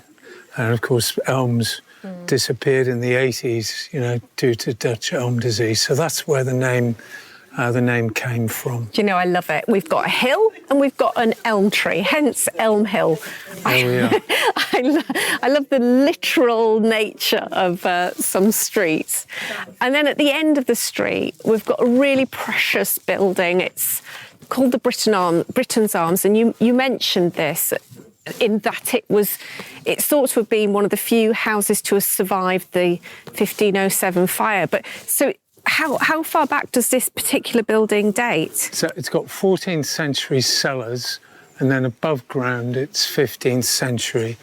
And at some stage in the 15th century, it was lived in by a community of religious women who called themselves St. Peter's Widows, and they were associated with the church just up the hill that you can see on the left, which is called St. Peter Hungate. But again, not sure when they left. This, you know, as we've said, survived the fire.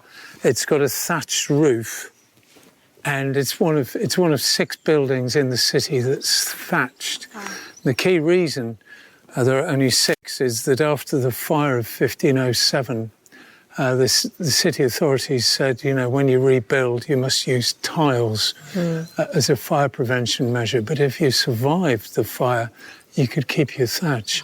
And I think it's amazing, you know, as successive owners over, you know, more than 500 years have kept on rethatching the building. Isn't it? It's got a fantastic upper floor, which has that jetty. It really sticks out. Very wonky building. And I read after the ladies, the community of women left, it was taken over by barber surgeons and then ultimately by, I think, mercers or cloth merchants. Yes, and then to more than 200 years ago, it became a pub.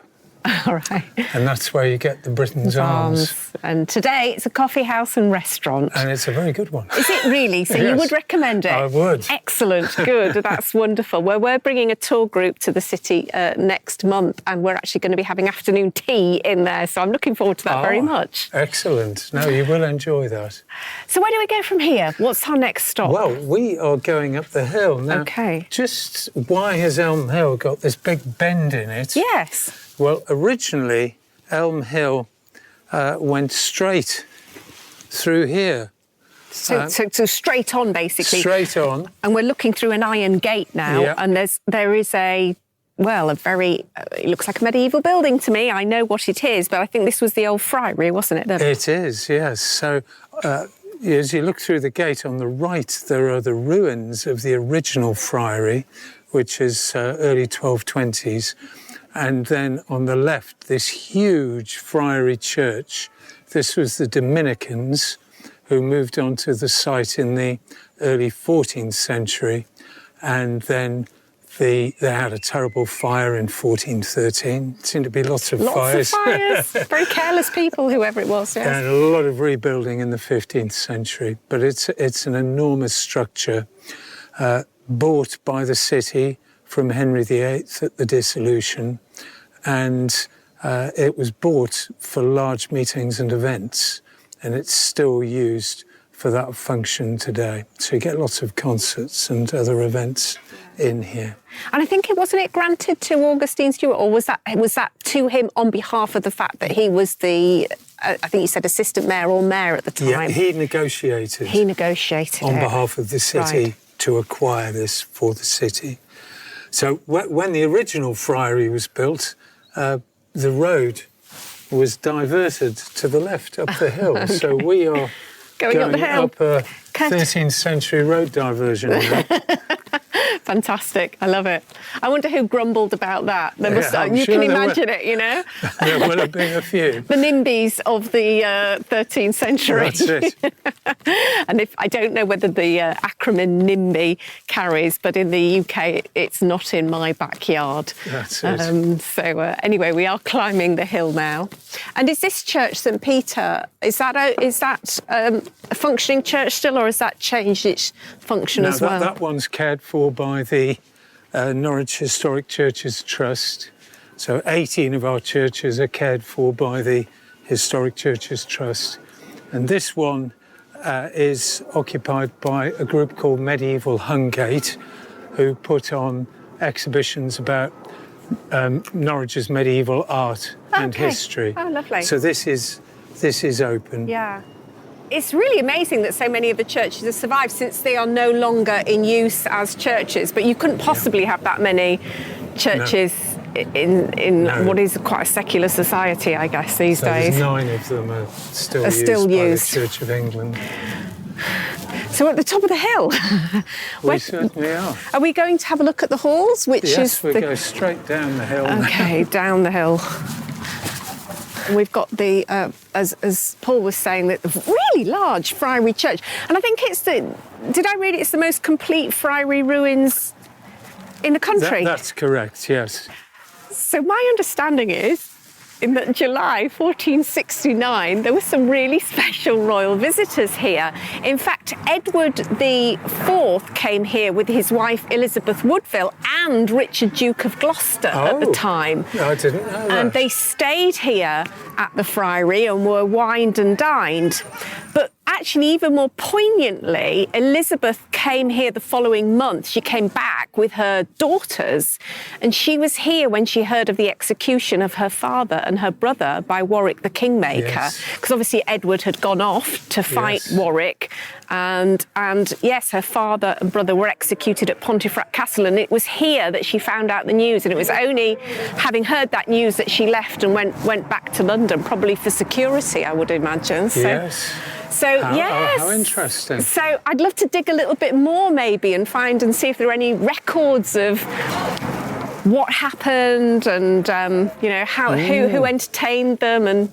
But it must have been quite a spectacle to have essentially the entire royal family here at the time. incredible. As you say, it's a very large site. I think that this church is huge. You've got the massive nave, which the Dominicans, the Blackfriars, were the preaching friars. So it was all about welcoming the local community in. Yeah. And in front of the Friary church, there's a yard where they would have preached in good weather. Oh, I see, yes. Now, this, after the fire I was mentioning of 1413, Sir Thomas Erpingham helped pay for the rebuilding. And I call the clear story up there, the stone section, a medieval sponsorship deal. Because if you look next to every window, there's a coat of arms, and it's the same coat of arms, and that's Sir Thomas Erpingham. Right the way along. Yeah. So I always say he got a good deal because we're still talking about it in the 21st century. I've never been in. At the moment, you can't get in. As I say, we're recording in April of 2025. There's lots of scaffolding up. There's clearly a lot of cleaning of the building going on. I've never actually managed to get in the hall. Is it worth a visit and putting your head in the hall? Is it very modernised inside? No, or can you still have the feel of very much a historic building. Okay, great. It'll be reopening later this year. They've re-roofed St Andrew's Hall. And then a lot of work has been done on the windows, and also the public facilities have been upgraded. So there we are. Brilliant. Okay, wonderful. Whilst we're here, yes, just mention the sort of end of Kett's rebellion, because fortunately on these hoardings next to the building, they've got excerpts of the Friary's history. And this is 1549, and it tells us that the Earl of Warwick stabled his horses here when he came to crush Kett's rebellion with his army at the Battle of Dussendale. So this is the end of Kett's rebellion. And the Earl of Warwick came with, an army that was about 11,500 strong, including 1,500 mercenaries armed with the arquebus, the ancestor of the rifle. And we're not sure where the final battle took place, but it was, the Kett's followers put up a good fight.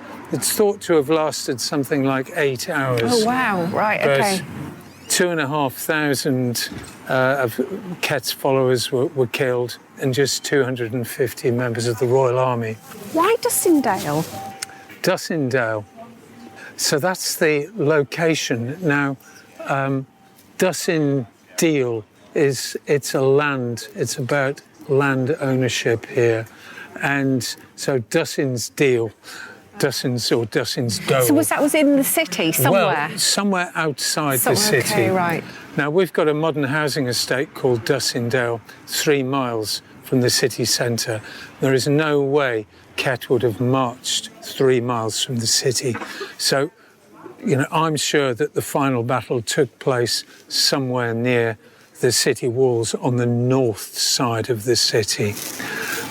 So there was a lot of, I don't know whether it was, as you say, we don't know whether that battle took place, but I know that there was a lot of skirmishing around Elm Hill, wasn't there? All that area that we've just been walking through, there was a lot of hand-to-hand combat and fighting going on there. What happens is the Earl of Warwick talks about him stabling horses here. Well, he sent his baggage train in via the St Benedict's Gate. Now, the St Benedict's Gate is sort of off to our right from where we're standing.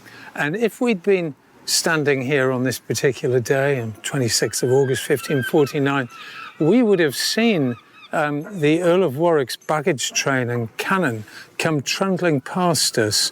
And there's a sort of salmon pink building up on the left there.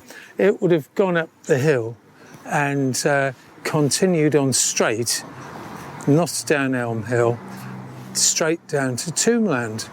And they missed the turning at the Madder Market to go up to the marketplace where the Earl of Warwick had his headquarters. So Kett's men, who were in charge of the Tombland area, Yes. they had some decent cannon for the final battle, I see. as well as the baggage train as well. Oh, I see. So they managed to get hold of it. Yeah, so Kett's followers controlled the Tombland area and the part of Norwich north of the river right up until the final battle. So that's why the Elm Hill area, you're right, saying that there was skirmishing going on. Yeah.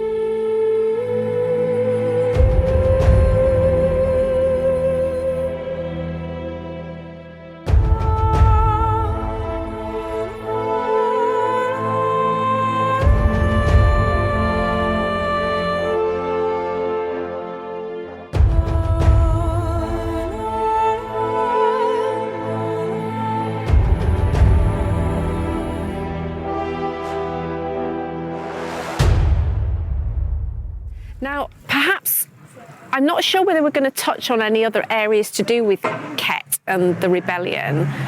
I wonder whether, therefore, we should just conclude the story. And I know we touched on it right at the beginning, but maybe how was he captured and where do we know? And then what happened to him? Yes. So Robert Kett escaped the field of battle at the end of the battle, and he headed northwest.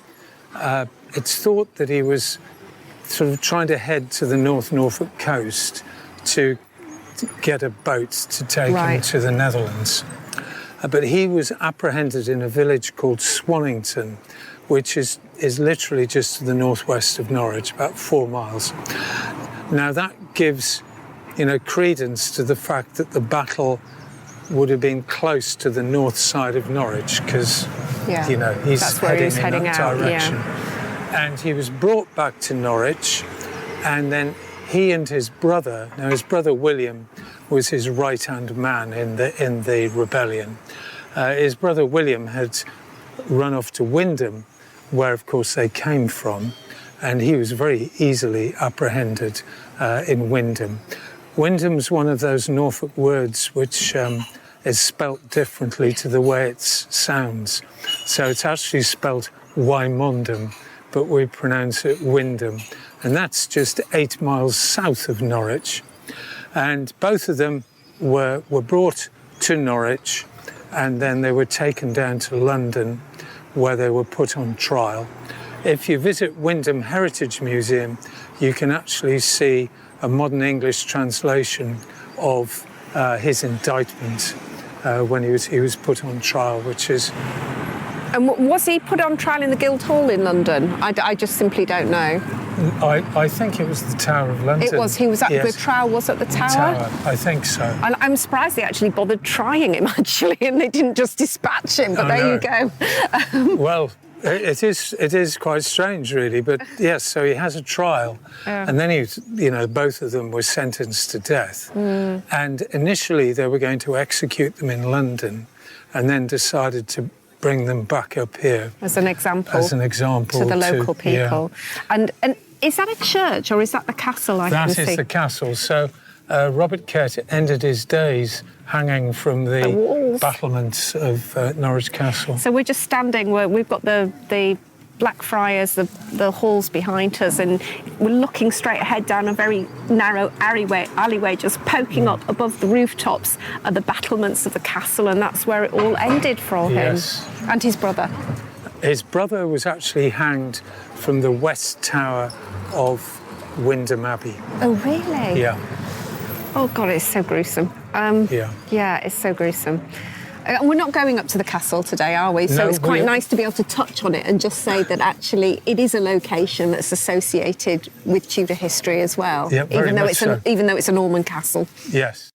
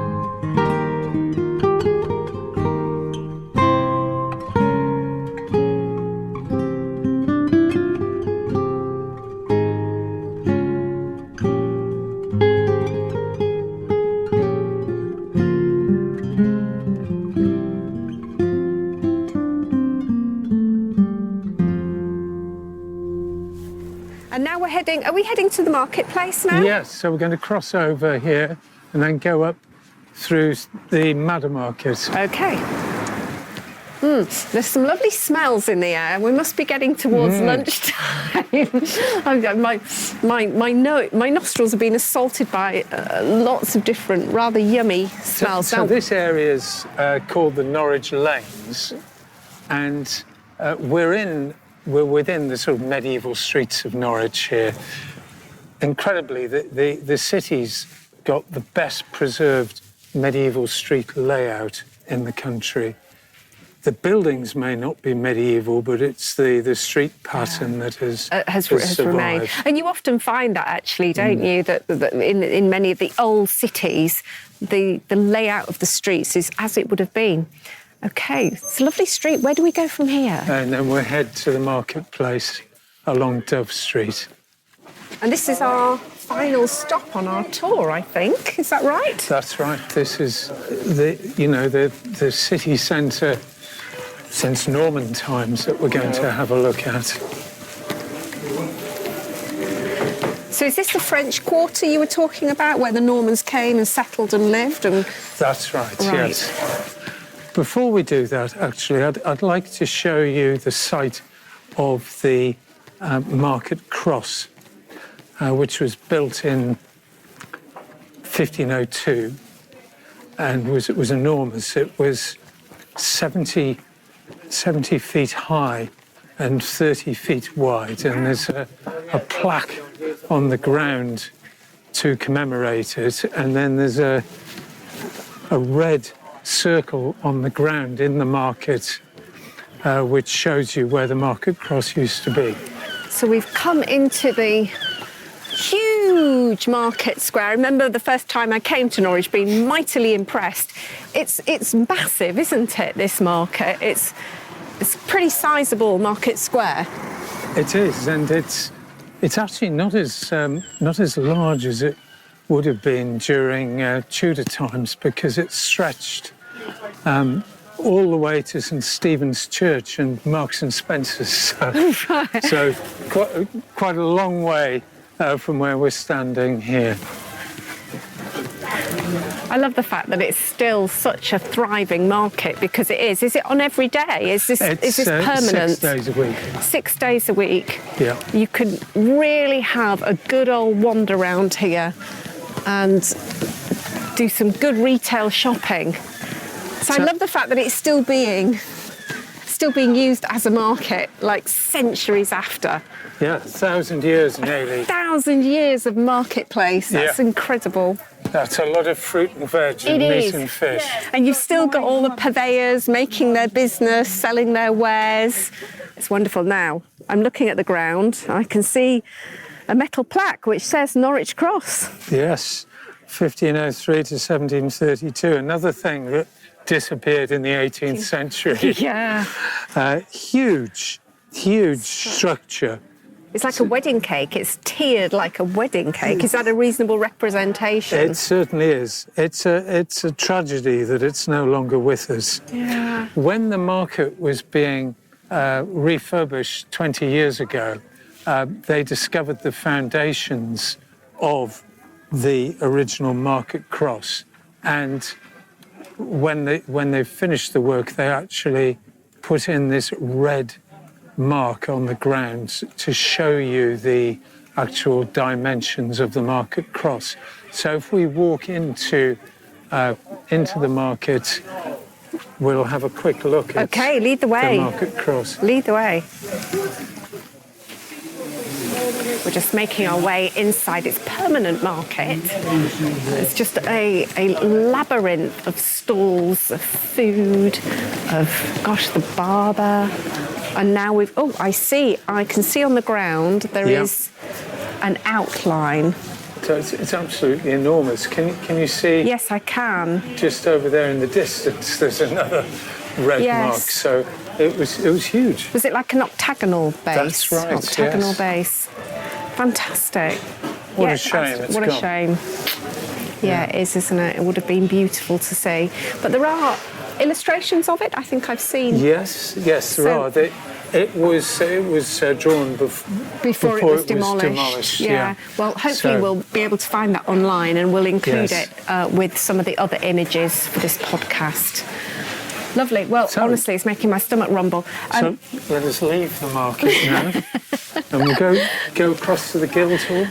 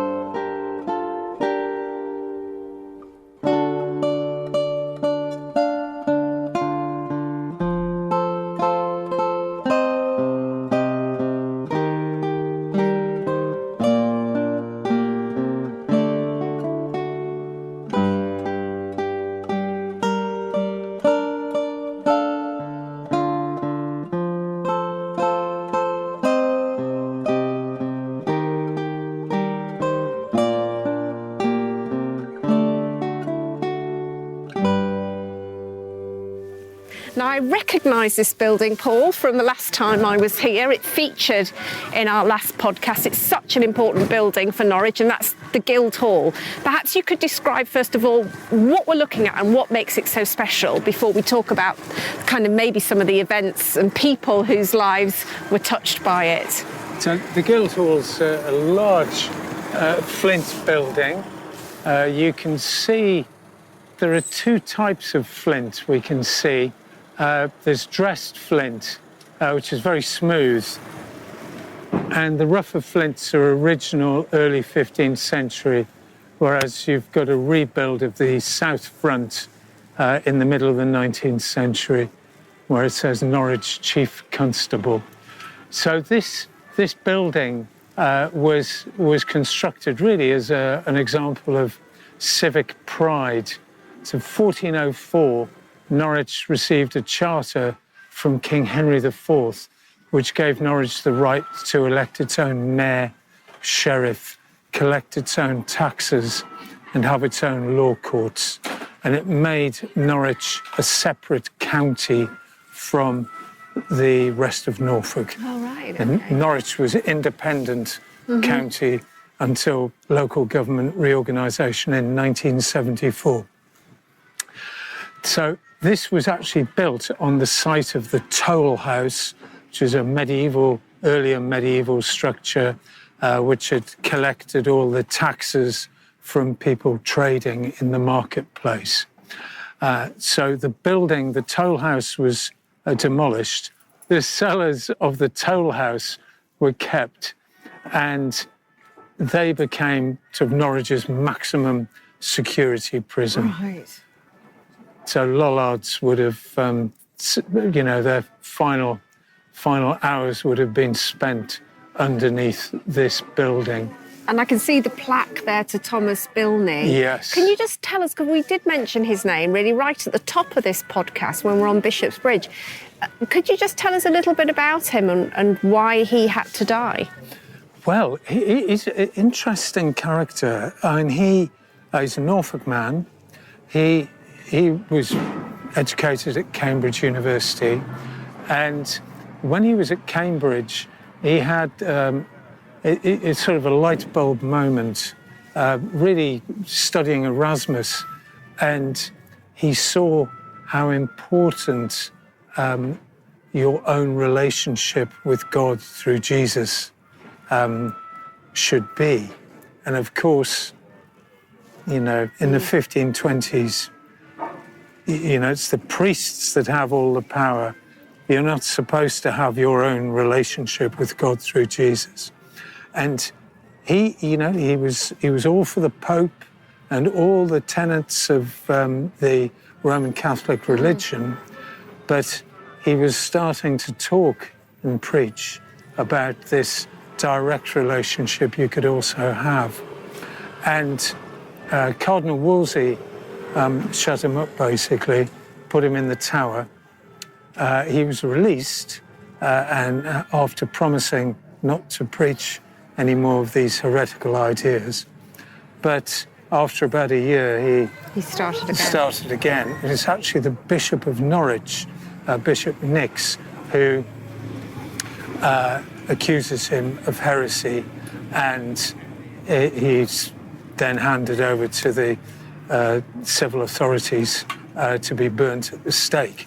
Apparently, the bishop was ticked off by Henry VIII for moving too quickly on Thomas Bilney. Right.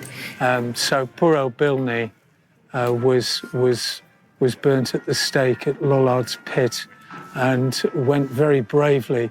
The story goes again, and this is from Fox's Book of Martyrs, that the night before his execution, he was dipping his fingers into the flame of a candle to help prepare himself for what was to happen the next day. Brave man. Very brave man, and quite early to be.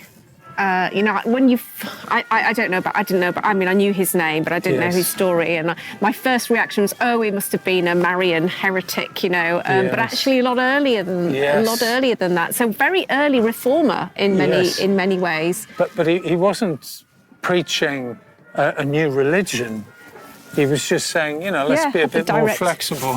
Have a direct relationship with God, which is kind of part of that reformed, the reformed faith. But even really before Cranmer, I would imagine. Yes. What year was he? I think it was 1532. So we can double check. Let's go up to the plaque. Yes, it's there on the wall. Why don't we go and have a look? I might have got the wrong date. I'm 1 year out. 1531, 19th of August, 1531. There you go. Is this the iron grill that behind that is that into the cellars? Is that, or is it literally underground? You can see there's a little grill down here. Oh gosh, yeah. So that's the only light and air that anyone down in the maximum security prison would get. Guys, it's like the width of your hand. That's really depressing. Well, I hate to finish on a depressing note, so how can we find a more upbeat tone? Well, let's go round the corner. Okay, great. So we are just going to cross over. Okay. And we're going to get a lovely view of the castle. We'll talk a bit about the castle. Okay, let's do that. And then we have St. Peter Mancroft Church as well. So we're just climbing up a flight of narrow steps, which takes us almost above the marketplace. We're now above the rooftops of the market stalls. Plenty of gulls flying around, ready to pinch your sandwiches. Yes, there's a lot of that goes on. So there we have the huge keep of the Norman castle, a view stretching across the rooftops of the marketplace. It's quite something, actually, isn't it? And obviously, it's a real landmark. It was, I'm sure, in the Tudor period, along with the cathedral, it would have been one of the two great buildings of the city. Very much so. And in the Tudor period, this is fairly and squarely a prison.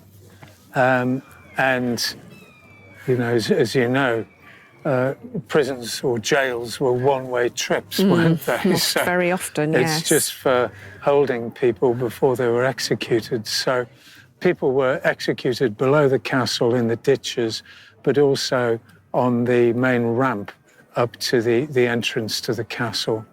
In fact, the castle was a prison for just over 500 years, so it had a long career. And when we're standing here, we can really imagine poor old Robert Kett swinging from the battlements. That's quite grim. So I understand, but the good news about let's try and get a little bit of lightness into the end of this podcast. The good news about the castle, I understand, is there's been a major renovation project in there, and they're going to be opening that this year, I think. Yes, we're not sure when at the moment. So hopefully it'll be sometime during the summer. And the project has been to represent the keep as it was during the Norman period. Yes. And it's involved reinstalling floors into the castle, because as it developed as a prison, the floors were removed and, it became an empty shell, basically, with other buildings within the keep. And the level of the Great Hall has been recreated. Oh, brilliant. And you will go in, when you go in there, it'll be as if the building is ready to welcome King Henry I in 1121 when he visited. And there's going to be an exhibition area with loans from the British Museum from the Norman period. Brilliant. And also, there'll be a lift which will whiz you up onto the roof, and there'll be anyone visiting the castle will be able to get onto the top of the roof and enjoy the view across the city. That's great. Which is wonderful. I was really hoping it was going to be open for when I came this time, but I did look at their website and see some of the rooms that they recreated, and it's going to be a bit like Dover Castle, I think, if you've been there, ladies and gentlemen. Yeah, they've recreated the Norman apartments, and it's so evocative. I think it's going to be a fantastic visitor addition. So even if, I know many of you out there, obviously we're all Tudor fans, but I know many of you love the medieval period, so that's just going to be another reason to come and enjoy Norwich. Now, there was one more place I think you wanted to mention, St Peter Mancroft. Yes, so let's just walk over towards St Peter Mancroft, which is right next to the marketplace. Okay. Right. So we've just come into the porch on the west end of the church. This looks one of the bigger churches, and it is in use as a church. Yes, so this is the biggest parish church in the city. It was originally founded by the Normans. It's called St. Peter Mancroft. Mancroft comes from the Latin words magna crofta. So it's St. Peter's in the big fields. So you've just got to imagine this area, which was the French Quarter, being sort of virgin territory when the Normans arrived. Right. And it was completely rebuilt between 1430 and 1450. And this is a great example of Norwich having recovered from the Black Death. It's going great guns with its textile industry. And this is the wealthy merchants who live in this part of the city paying for a complete rebuild.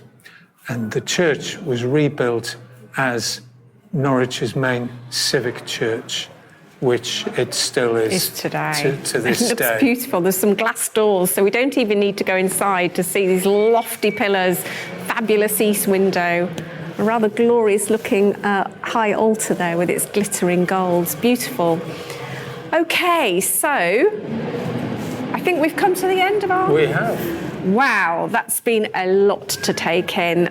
So first of all, I just wanted to say thank you so much, Paul, for being our most excellent guide today, and really opening up many of Tudor Norwich's historic gems for people to come and look at. And to you, dear listeners, I hope this has inspired you to come and look at Tudor history's second largest city. There's so much to see here, so much to explore, and hopefully you'll be able to put some of the things that we've been talking about on your itinerary. We haven't covered everything. I'm sure there's a lot more to look at, but this is plenty to keep you going. So just make sure that, of course, you check out the show notes page. Again, there'll be lots of images, but we'll also include links to some of the places that we've been discussing along the way that have links for you to go and explore opening times, visitor times, etc. So, Paul, for people who might want to come have you as their tour guide, where did they find out about you? Well, my website, it's pauldixontours.co.uk, and you spell Dixon, Dickson. Yeah, brilliant. Thank you so much, because there's nothing like having somebody who knows a place at your side and can point all these things out to you. So do look up Paul, and also any other links, as I mentioned, will be all on the show notes page.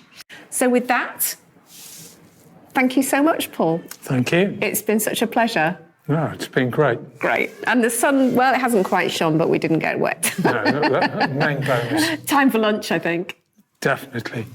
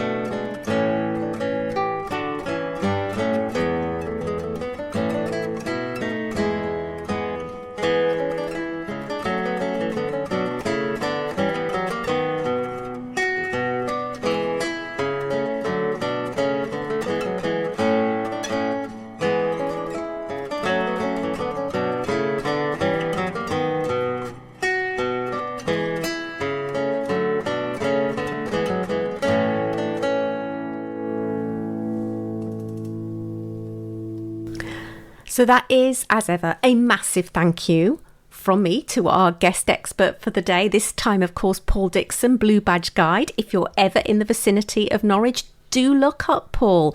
He will be able to take you on a similar personally guided tour, and it really helps you get into the nooks and crannies and make sure that you don't miss out anything important.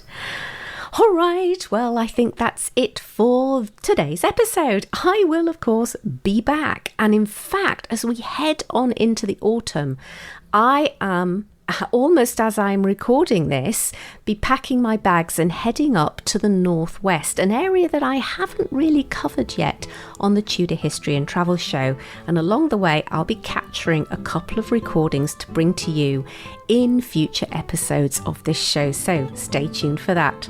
Well, enjoy the end of your summer wherever you are, and I will be back next month.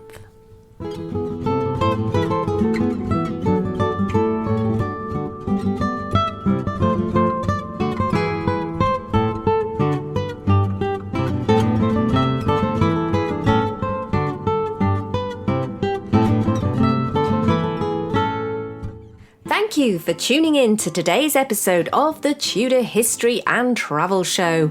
If you've loved the show, please take a moment to subscribe, like and rate this podcast so that we can spread the Tudor love. Until next time, my friends, all that remains for me to say is happy time travelling.